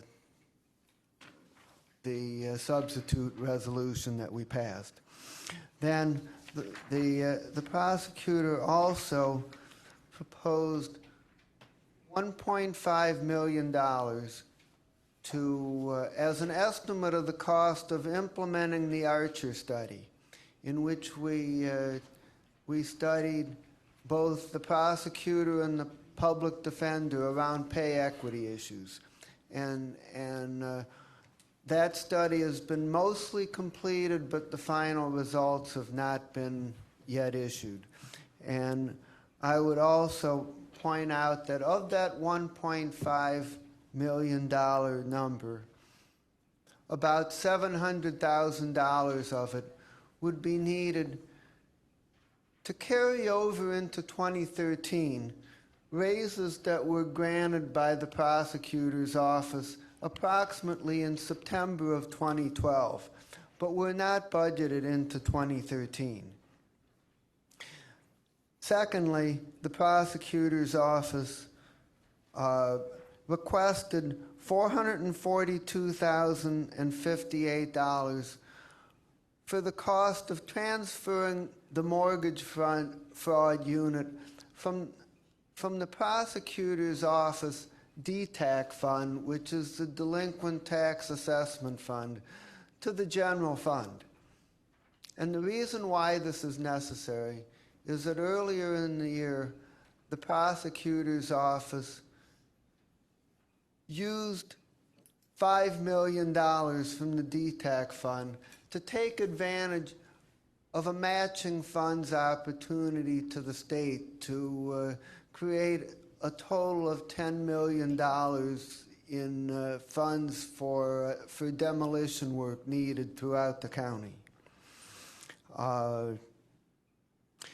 The prosecutor's office also recommended additional staffing to implement various changes, including improving their office management, increasing minority participation in the office, implementation of a faster and more effective booking system to get people who are in a serious danger to the community in jail quickly, and to charge at lower levels when diversion is likely to be effective. So, and the salary, the staffing requirements totaled $1,352,921, which is on the bottom of the page that I handed out, for the highest priority items, and $884,991. Well, the 1.3 was the total, and the 885,000 is the highest priority items. And finally, the prosecutor's office requested $162,320 for the cost of increased termination payments, expecting that more than the usual number of people are going to retire because of the changes that the PERS and other state retirement systems have made. I would point out that the prosecutor's office does have a significant number of vacancies and are expecting more. And also, the prosecutor's office did announce hiring of the chief of staff, even though that item is on the staffing requirement list, suggesting that at least that item could be done within existing staffing levels. So that is the request. It's a pretty big number and a variety of different items, and so I would put that out for any comment. Yes, Councilman Schrein. Mr. Chairman, what does the headcount additional change represent, the net change? Can we have... dollars and people? Okay. Can we ask the prosecutor to please come forward and respond?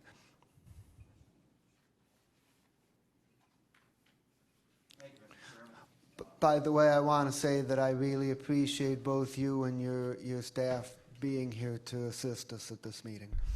Well, thank you, Mr. Chairman. Thanks for coming over for that pot of tea, and we love having you and love having any of the council members anytime we have tea. We're serving tea every day over at prosecutor's office. Tea's very cheap, and I'm very frugal, and I, as you may have read, and I plan to run a very frugal office and cost-effective office. And I know President and Conley and Judge Conley knows that I just believe in being cost-effective and not wasting money.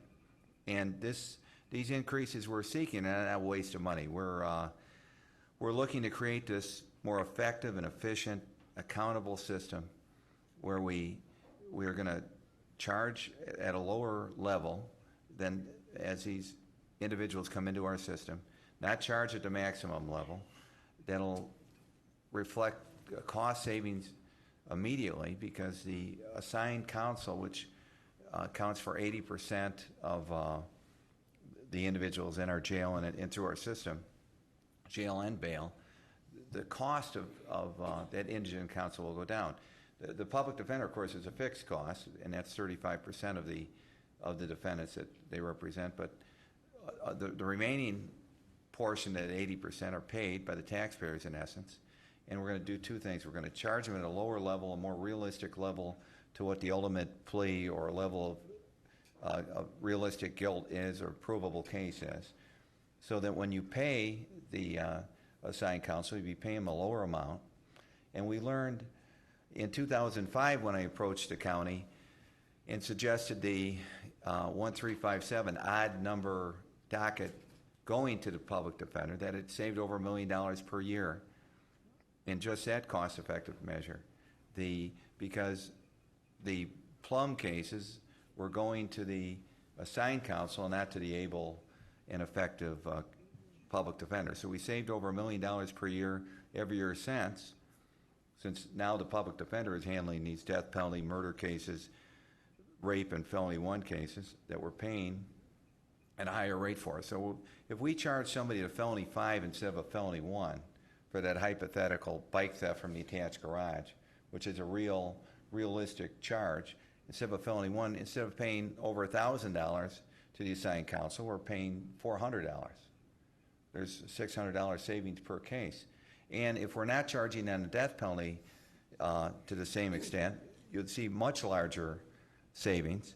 We are not going to charge on all death penalty eligible cases because we're going to look at the chances of conviction and sustaining a conviction in a more realistic fashion, charge less, and the savings there will be in excess of $25,000 a case, perhaps as much as $50,000 per case that we don't charge on. So there'll be large-scale savings, and we're going to save the manpower both from the defender's viewpoint and the prosecutor and police viewpoint, because we're going to focus on the cases we can reach the proper charge and focus on the small percentage of individuals who are committing a large percent of the violent and dangerous crime. The question I would ask is you're coming in after a pretty long stint from your predecessor. I'm sure you're going to reorganize some things and put your own stamp on it. And as you're doing these things, hopefully some of your initiatives are going to be saving money. And my question is, to what extent can you accomplish the staffing requirements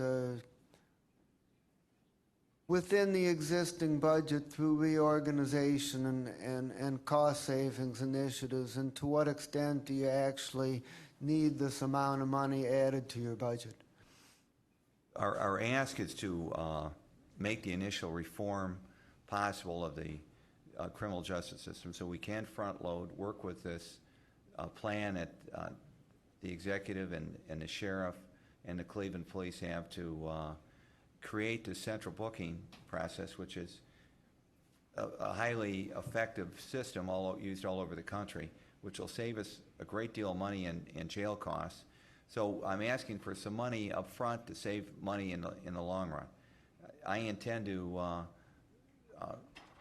not seek increases on a regular basis in this budget. I'm hopeful that we can reduce our budget in future years and greatly reduce the cost of doing business in the criminal justice system.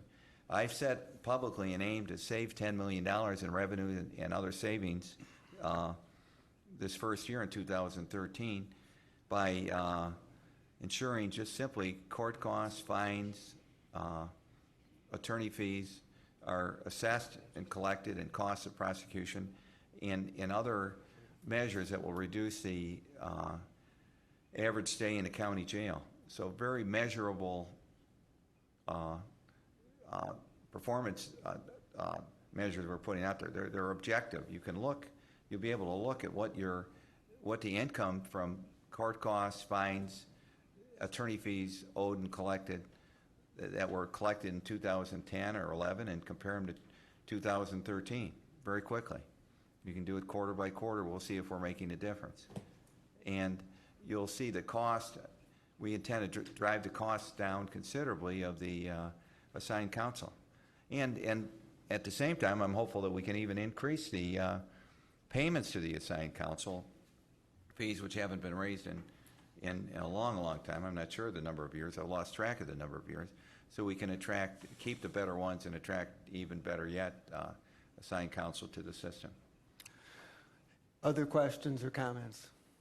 Councilman Rogers, I and didn't then hear the answer to my question when he came up. The podium.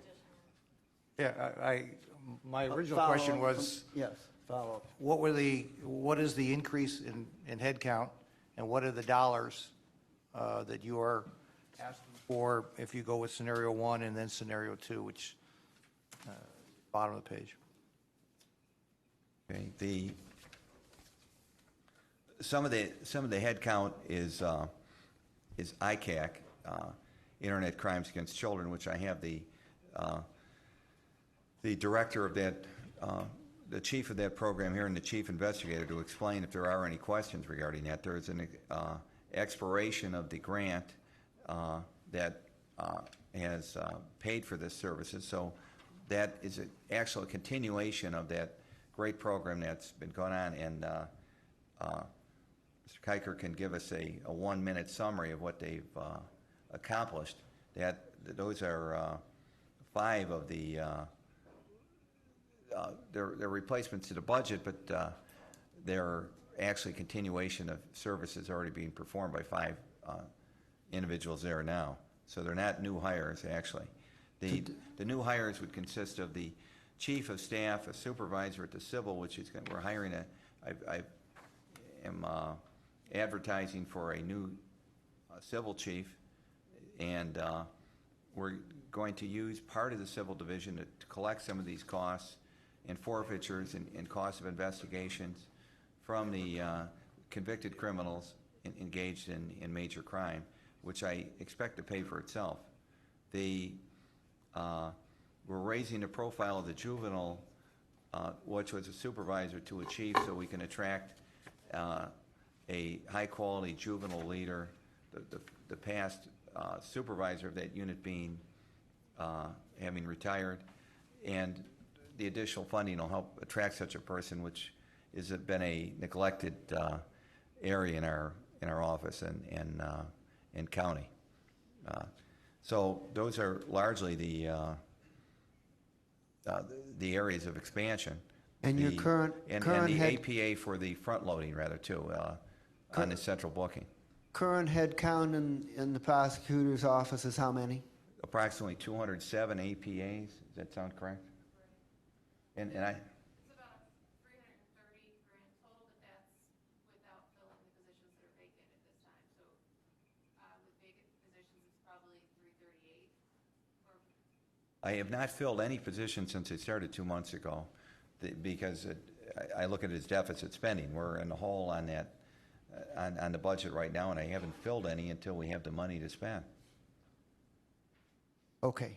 We have approximately a dozen openings at this point, and as all the county agencies are experiencing, a lot of people with incentivized to retire because of the PERS program. So we're looking at current head count, 330 or so, and proposed net increase of 8 under the priority scenario and 5 more, which would be 13 under the broader scenario. Correct. Okay. We are creating some additional positions within, out of existing staff and resources, and some shifting. Some of this money is, of course, this Archer study, and we've addressed position by position the cost, trying to bring it up to speed, up to par, and and so that we can keep the experienced, trained prosecutors who've been there, these trial prosecutors who've been there, career-minded prosecutors, and attract a new breed of young and new prosecutors fresh out of school or out of practice into these positions, and give a salary competitive, slightly more competitive than it is. It's they're underpaid, but they're willing to work and they're motivated. Okay, I think Ms. Simon was next. Rogers, okay. Thank you. Thank you, Mr. Prosecutor. I just for clarity on this piece. Okay. The chief juvenile, Yes. their salary is $30,000, or is that an increase? That'd be the delta between that'd be the increase from the present supervisor's position to make them a chief position, to attract that high-level individual over there. And is the first assistant, is that an increase as well, the $54,000? No, it's current. It would stay current. There's no increase, or is there? Or by the Archer study, there's a slight increase of 4,000 or something? There was a shift in positions, and that amount represents the difference between the former incumbent, a vacancy that he took compared to the first assistant's position. That's the delta to bring it up to the first assistant's. We don't have a first assistant. He took the supervisor's job. Could you please come forward, introduce yourself, and give the information for the record? Thank you. Fran McEntee from the prosecutor's office. Relative to the first assistants, the change in the salary, that's the difference between a supervisor's position and the first assistant's position. The first assistant is now vacant.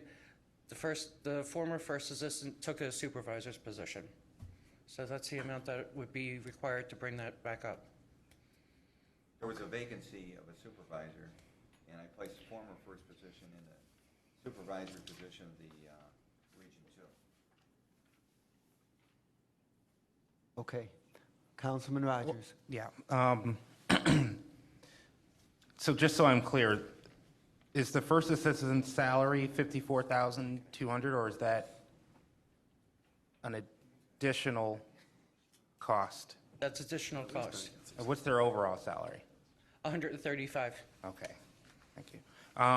Is the 1.2 million for the Archer study, that was based on people that were currently working in the prosecutor's office? And 1.2. He's not bringing this one right here. Oh, I'm sorry. yeah, I'm looking at this. Okay. That's based on people that are currently working Yes. in the prosecutor's office, and the recommendations that their salaries be increased to be on par with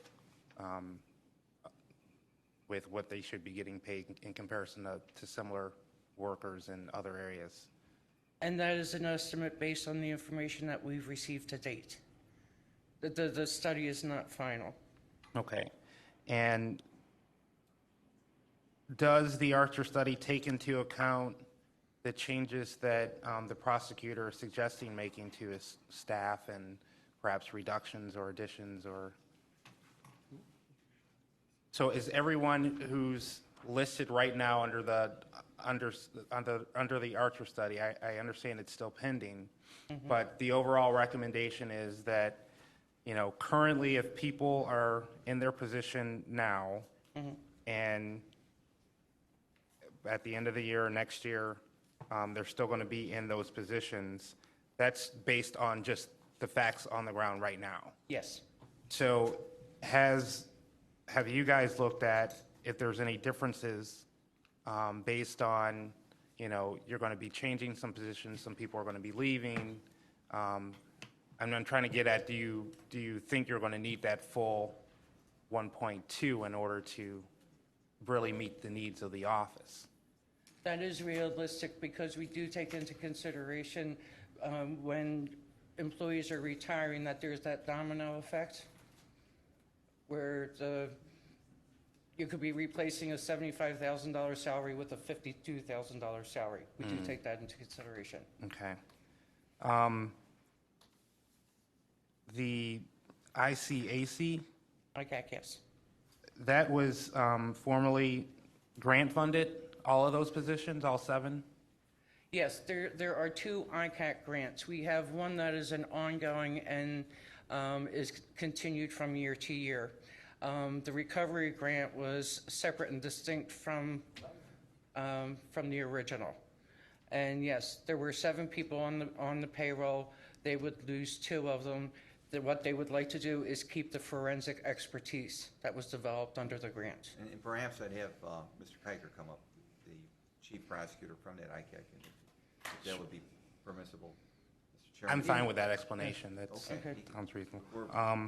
And then lastly, the minority recruiting, the $99,000, is that to hire a firm or to No. publications or advertisements? The current rough draft plan would be to hire in as law clerks minority law students to bring them on board, get them familiar with the office, and hopefully upon their graduation and when they pass the bar, just mainstream them into the office.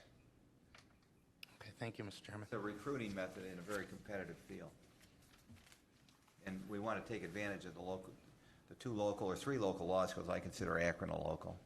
And we've had there's been some success, and it's traditionally been it's been the tradition to hire the successful law student interns that have vetted the system for several years, 2 or 3 years, and I want to use it, turn it into a largely minority recruitment method. It's a very competitive field, so we want to take all the steps we can, and that's just one of several steps we plan in that regard. And the cost is really $10 or $11 per hour is all we're paying them, but we have to the additional PERS costs and other added up, it costs $99,000 to keep 5 law students. And they're very energetic workers, I'm finding out. They're very enthusiastic, energetic. You get a lot of work out of these students. They're worth every penny of it. Just to follow up on that, previously the office did not utilize clerks from law school clerks? They have, but only 2, I believe. Is it 2 or 3? I'm not sure their number. I want to increase the number, and I want to use it as I want to use it as my minority recruitment method. It hasn't been used in that regard. Okay.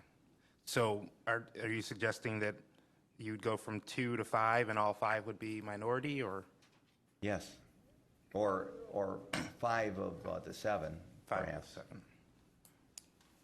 Thank you. Okay.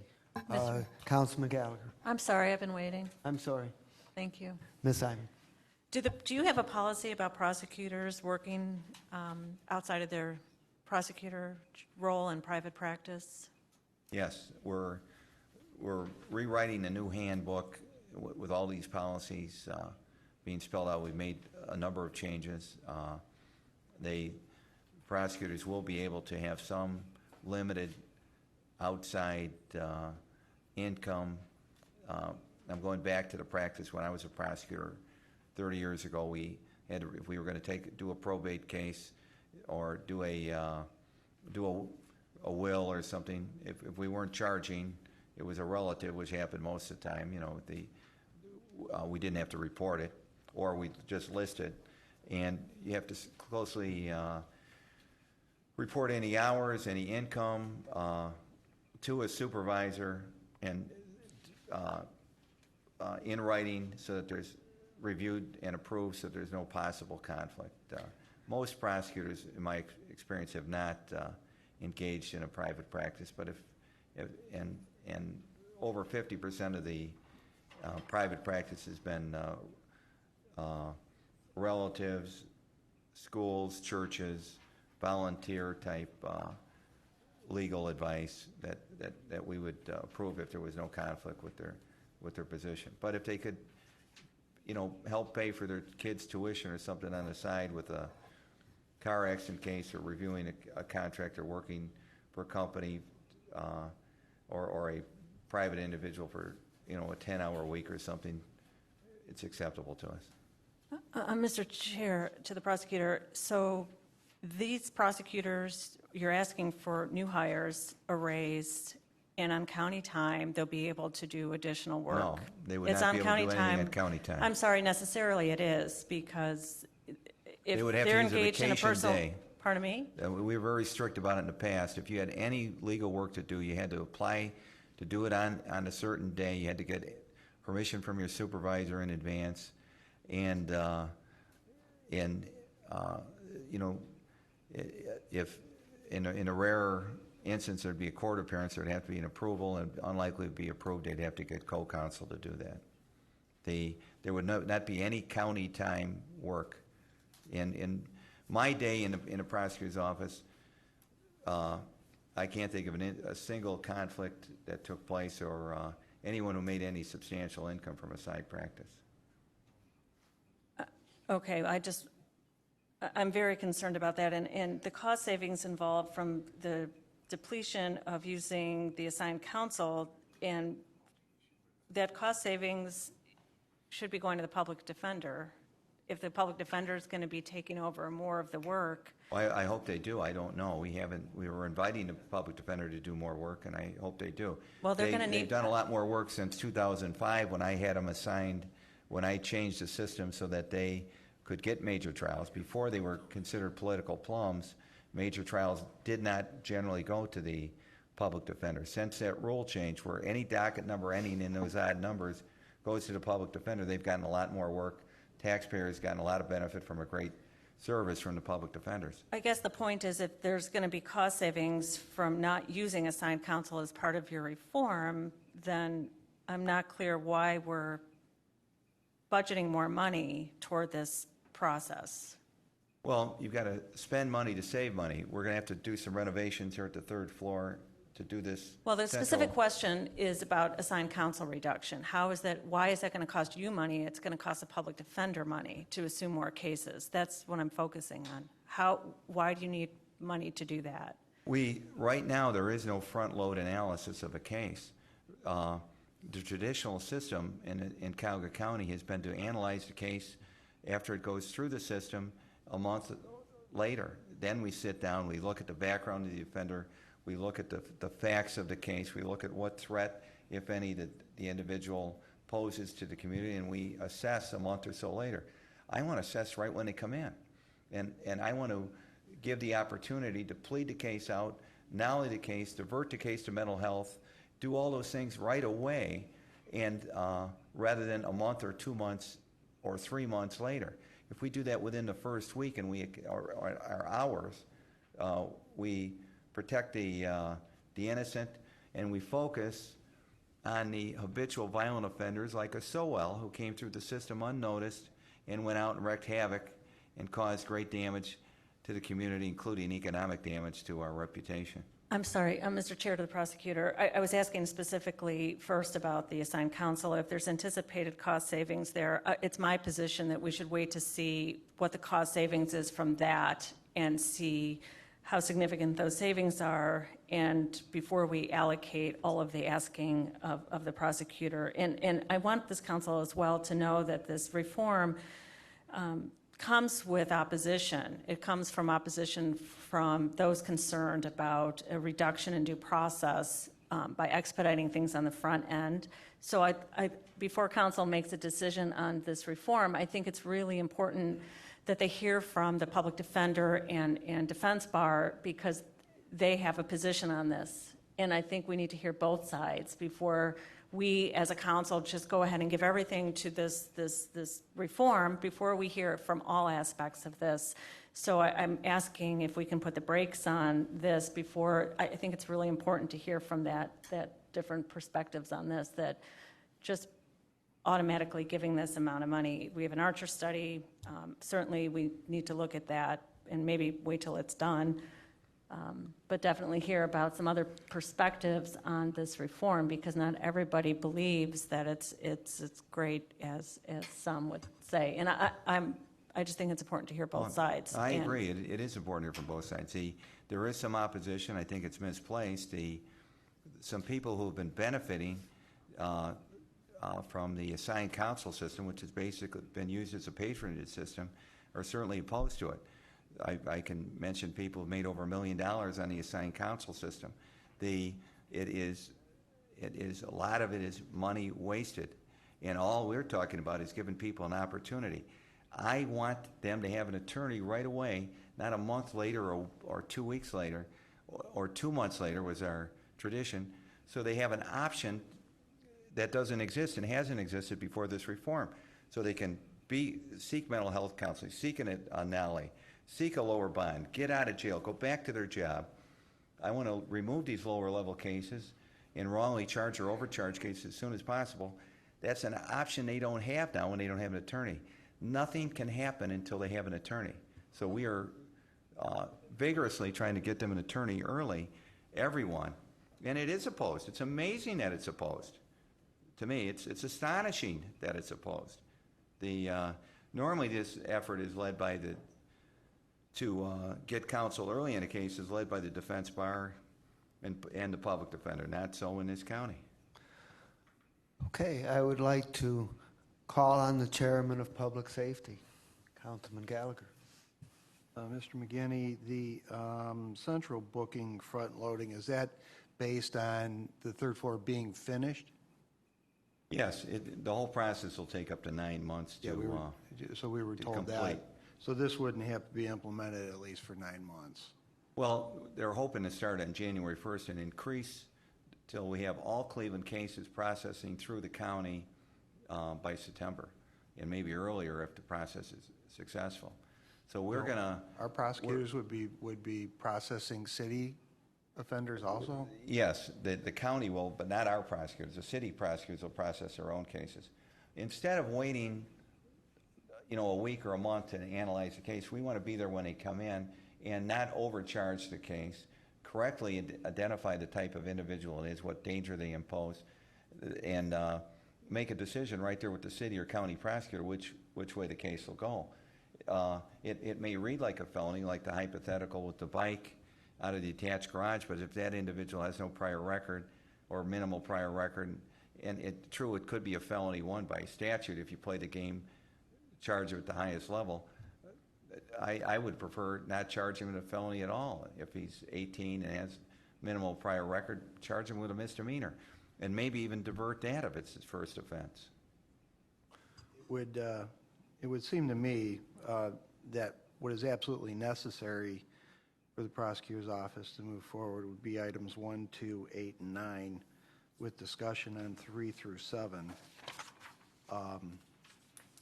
and the ICAC being part of that, and the booking being part of that. But the ICAC is disturbing because I think you've been handed a bad situation. I would assume, who let the funding really run out without addressing this? The previous administration? Well, I would ask if Mr. Kiker, our chief of the ICAC unit, could come forward and explain that. He has a better history of the ICAC unit, but I am very, very lucky to walk into the ICAC unit. A lot of it was recovery money that helped pay for this in full.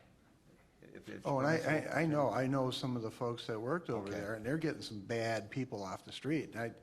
That's for sure. But my concern is that the funding ends when? I would assume January 1. The end of the third quarter, if that's permissible, Mr. Chairman.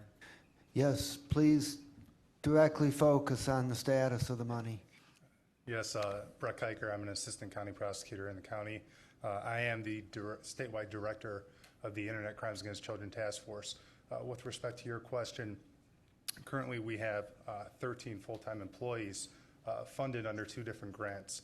One of them is a continuation grant that's continued from year to year. The other grant is the Recovery Act grant, which was issued in 2009.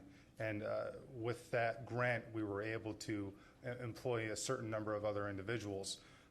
That grant was originally set to expire in March of 2013. We were able to get a 6-month extension on that. It will run out September of 2013 through no fault of anyone's. It was a one-time grant, not something that was subject to renewal.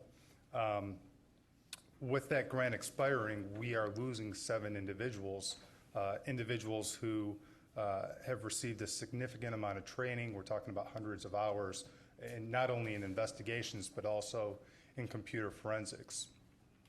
With their expertise, ICAC has been in existence since 1999, and it's been based up here in Cleveland, Ohio, in the county prosecutor's office.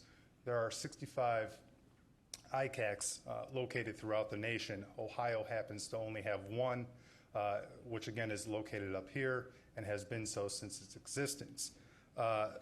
We have a number of affiliates, and by affiliates I mean sheriff's offices, police departments, county prosecutors' offices throughout the state, 318 to be exact. And we have many affiliates within this county. By having this agency up here, we do have affiliates that we work with. We relieve some of the burden on the police departments located in Cuyahoga County. We perform a number of forensic examinations for them.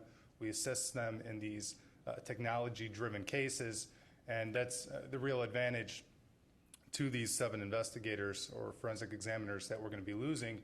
They have this expertise that's very valuable. So again, specifically to address your question, the grant's being lost through no fault of anyone, but what we're looking to prevent is the loss of these individuals. Councilman Gallagher. Then that's sufficient. Thank you. Okay. Well, thank you very much. We would like to briefly call forward, we have Director Tobin from the Mr. Chairman? public. Tobic. I'm not getting an opportunity to ask a question. Well, can we hear from Mr. Tobic, and then we'll continue the questions? Is that okay? Okay. We have Councilman Jones, and who else? And Simon. Okay. And I would state that my strong inclination is that since the Archer study has not yet been completed, that my inclination is to wait till it's completed before starting to implement it, with the possible exception of this $709,000 that was partially implemented based on the prior study. And we realize that when we do that, it has to include both offices. And so I wanted to briefly give you a chance to comment either on the Archer study or on the discussion about the prosecutor's office initiative. Mr. Chairman, thank you. I agree with you that I have been waiting for the final results of the Archer study. I'm assuming that, one, it will address the issue of the supervisor's salaries and redress that the shortfall. And also I'm expecting that my non-bargaining segment is woefully underpaid, because I think we're working on the 1999 pay schedule. As you know, the job classifications in the prosecutor's office and the job classifications in the public defender's office are very similar. In fact, the pay grid that was given to the public defender's office when the Archer study was done in 2007 and 8 specifically used the prosecutor's figures or classifications in order to slot the public defender attorneys. So I am waiting for that study. It's been a little complicated because there was, as you addressed, the interim pay raise by Mr. Mason and the union contract for the public defenders requires that there be parity, so we were able to make an interim adjustment for the bargaining members and still stay within our budget. But I'm waiting to see what the final study is. As to the prosecutor's comments on his suggestions, I certainly would like to see the concrete details of whatever his plans are for reform. There are some things that have been accomplished through the prior prosecutor's regime, specifically that there is the reality that attorneys are being assigned at a much earlier time, that the goal originally was 2 days after an arrest. We've been tracking the figures in the early case management system, and it seems to be running at approximately 5 to 8 days before a person is actually in front of a judge from a suburban case coming down to the county. And at that point, they're assigned an attorney, and they may be assigned a judge depending on which path they're taking. In the city of Cleveland, people are in front of a judge within 48 hours. That was a reform that the Cleveland Municipal Court did to try to comport with the Riverside case, saying that a person should have a determination whether there's probable cause to be held within 48 hours, and in fact that is happening in Cleveland. So I would say that my office and myself have certainly been in favor of early assignment of counsel for people and have a bond determination as early as possible. I certainly am happy to hear the prosecutor say that he's addressing the issue of death penalty cases, and I know that he has already, because not every case that's death penalty eligible requires the death penalty. The original thought was that the worst of the worst cases would be subject to the possibility of the death penalty, but not every case, every aggravated robbery resulting in a killing would not necessarily be the worst of the worst. I've participated in all the various reform meetings, so I'm aware of the efforts that have been made. We're doing a lot better than we were when I was a young public defender, which is many years ago, and when I was the public defender within the last 10 years. Initially, it took a person perhaps 60 days to be indicted from the time of arrest, and the state statute mandates that within 90 days of arrest, a person should be brought to trial. So it caused a great crunch in the system and also caused extensive overcrowding in the jail. We're down to, I believe, indictments are coming forth within 20 days, no matter which path they're taking. So we've made great gains. There's always room for improvement, and I'm certainly willing, as has been the record of my office for the last 10 years, to work to reform the system, but not to slight or diminish the responsibility of the defense lawyer to represent people that have no money and are charged with crimes. It seems to me one of the positions that floats around is that everyone that's charged is guilty of something, and we've learned that's not the case. And we're in the position to defend people that have no money, and our intention and our goal is to defend them vigorously and make sure that they're represented. We recognize that important role, and it's going to get reviewed in the Charter Review Commission this year per charter mandate. Thank you very much.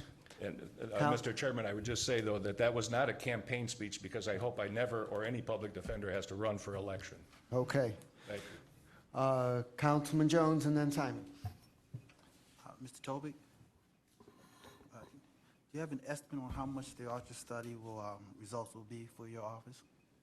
No, I don't. I've seen some preliminary figures of the comparable pay scales in other areas. I'm not sure how that will affect our pay scales. I haven't seen anything where he's saying, I have 4 grades with 7 steps in each grade.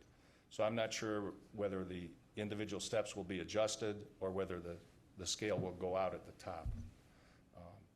I can't really, I'm very anxiously awaiting those results.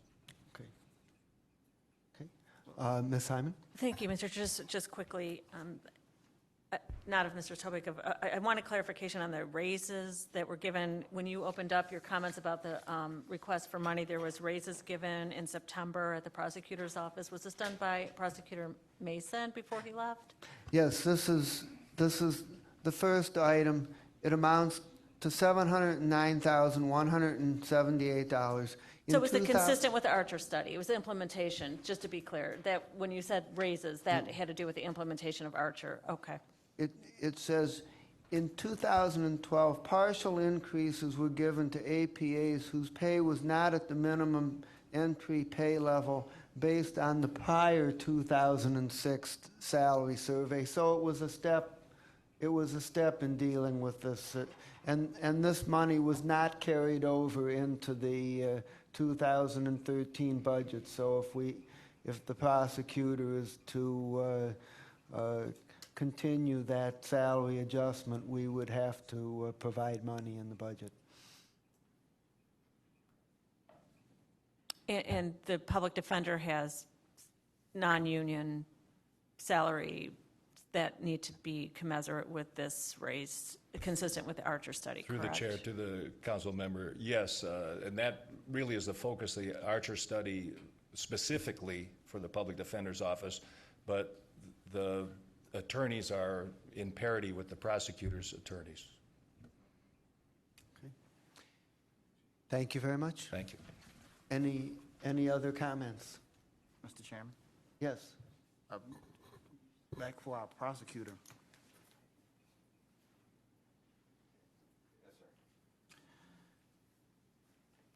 Again, my questions center around the staffing levels, and how long do you have an idea how long the Archer study will be before we know the final results, or when will it be completed?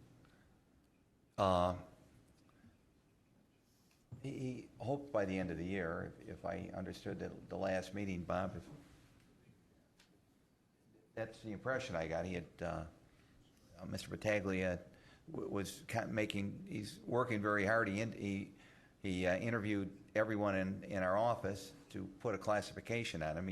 He's adjusting to some corrections. I think he interviewed everyone in your office too, and to put so it's quite a bit of work he's doing at your employ to make sure it's a fair and consistent pay scale in both offices, and that there aren't differences between individuals doing the same work being paid differently for whatever reason.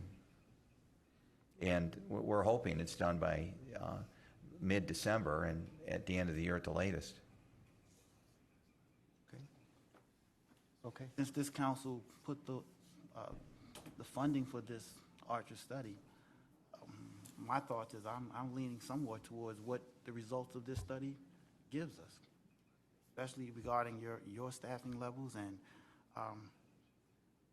so We based I'm as our anxious as figures on everyone the else. preliminary indications in his study. He has great detail as to each position, each salary, each average, each classification, and these figures are a direct compilation of those numbers. Now, he's making adjustments and corrections, upping and downing, but I don't think it's going to be significant. I've heard, just as all of our colleagues, that if this study comes back and tells us that the staffing levels are low, I would certainly lean towards doing what was necessary to bring these staffing levels or salaries. I keep saying staffing levels, He's but I not going to mean adjust. salaries. He's not telling us levels, but salaries is what he's Salaries specifically is what looking I mean. at. I keep saying levels, but I mean salaries. In line with what we might get from the results of this study. That's just one council person speaking. We would certainly appreciate that. Okay. And I say that, I'm getting to my next point, is I see on your additional requirements, the minority recruiting, and Councilman just It's called mentioned it. recruiting, but it's really minority jobs, Right. for recruiting purposes. The one thing I see here is it says law students, bringing them in and training them. There are qualified lawyers now. Well, they're not. Why- Well, they are not lawyers. They would be in school. No, my point is that there are, at this moment, exists qualified minorities who could work today. Why is there a training process, bringing them in at the bringing You're them right, at the that's start. a slow process. A faster, your point is well made, that the faster process, go out and hire them right now, which is exactly what I'm trying to do. We've had 6 minorities are leaving, employees, valuable APA employees are leaving. One is becoming a magistrate, one is becoming a USA attorney, the U.S. Prosecutor's Office. They're all upgrades. They're all raises. They're raising families, and they're seeing the opportunity to move up and help raise. It's hard to raise a family on $49,000 a year, and pay your student loans, and it's a difficult thing to do if you're a hardworking attorney. And most of these attorneys work far more than 40 hours a week. I came up here after the football game, not to work, to pick up some At this point- and some kids working. Pardon me? Okay, but I think I got your point. This point. I think I got his point. Okay. They're working hard. We're getting the money out. Their money's worth out of them, that's for sure.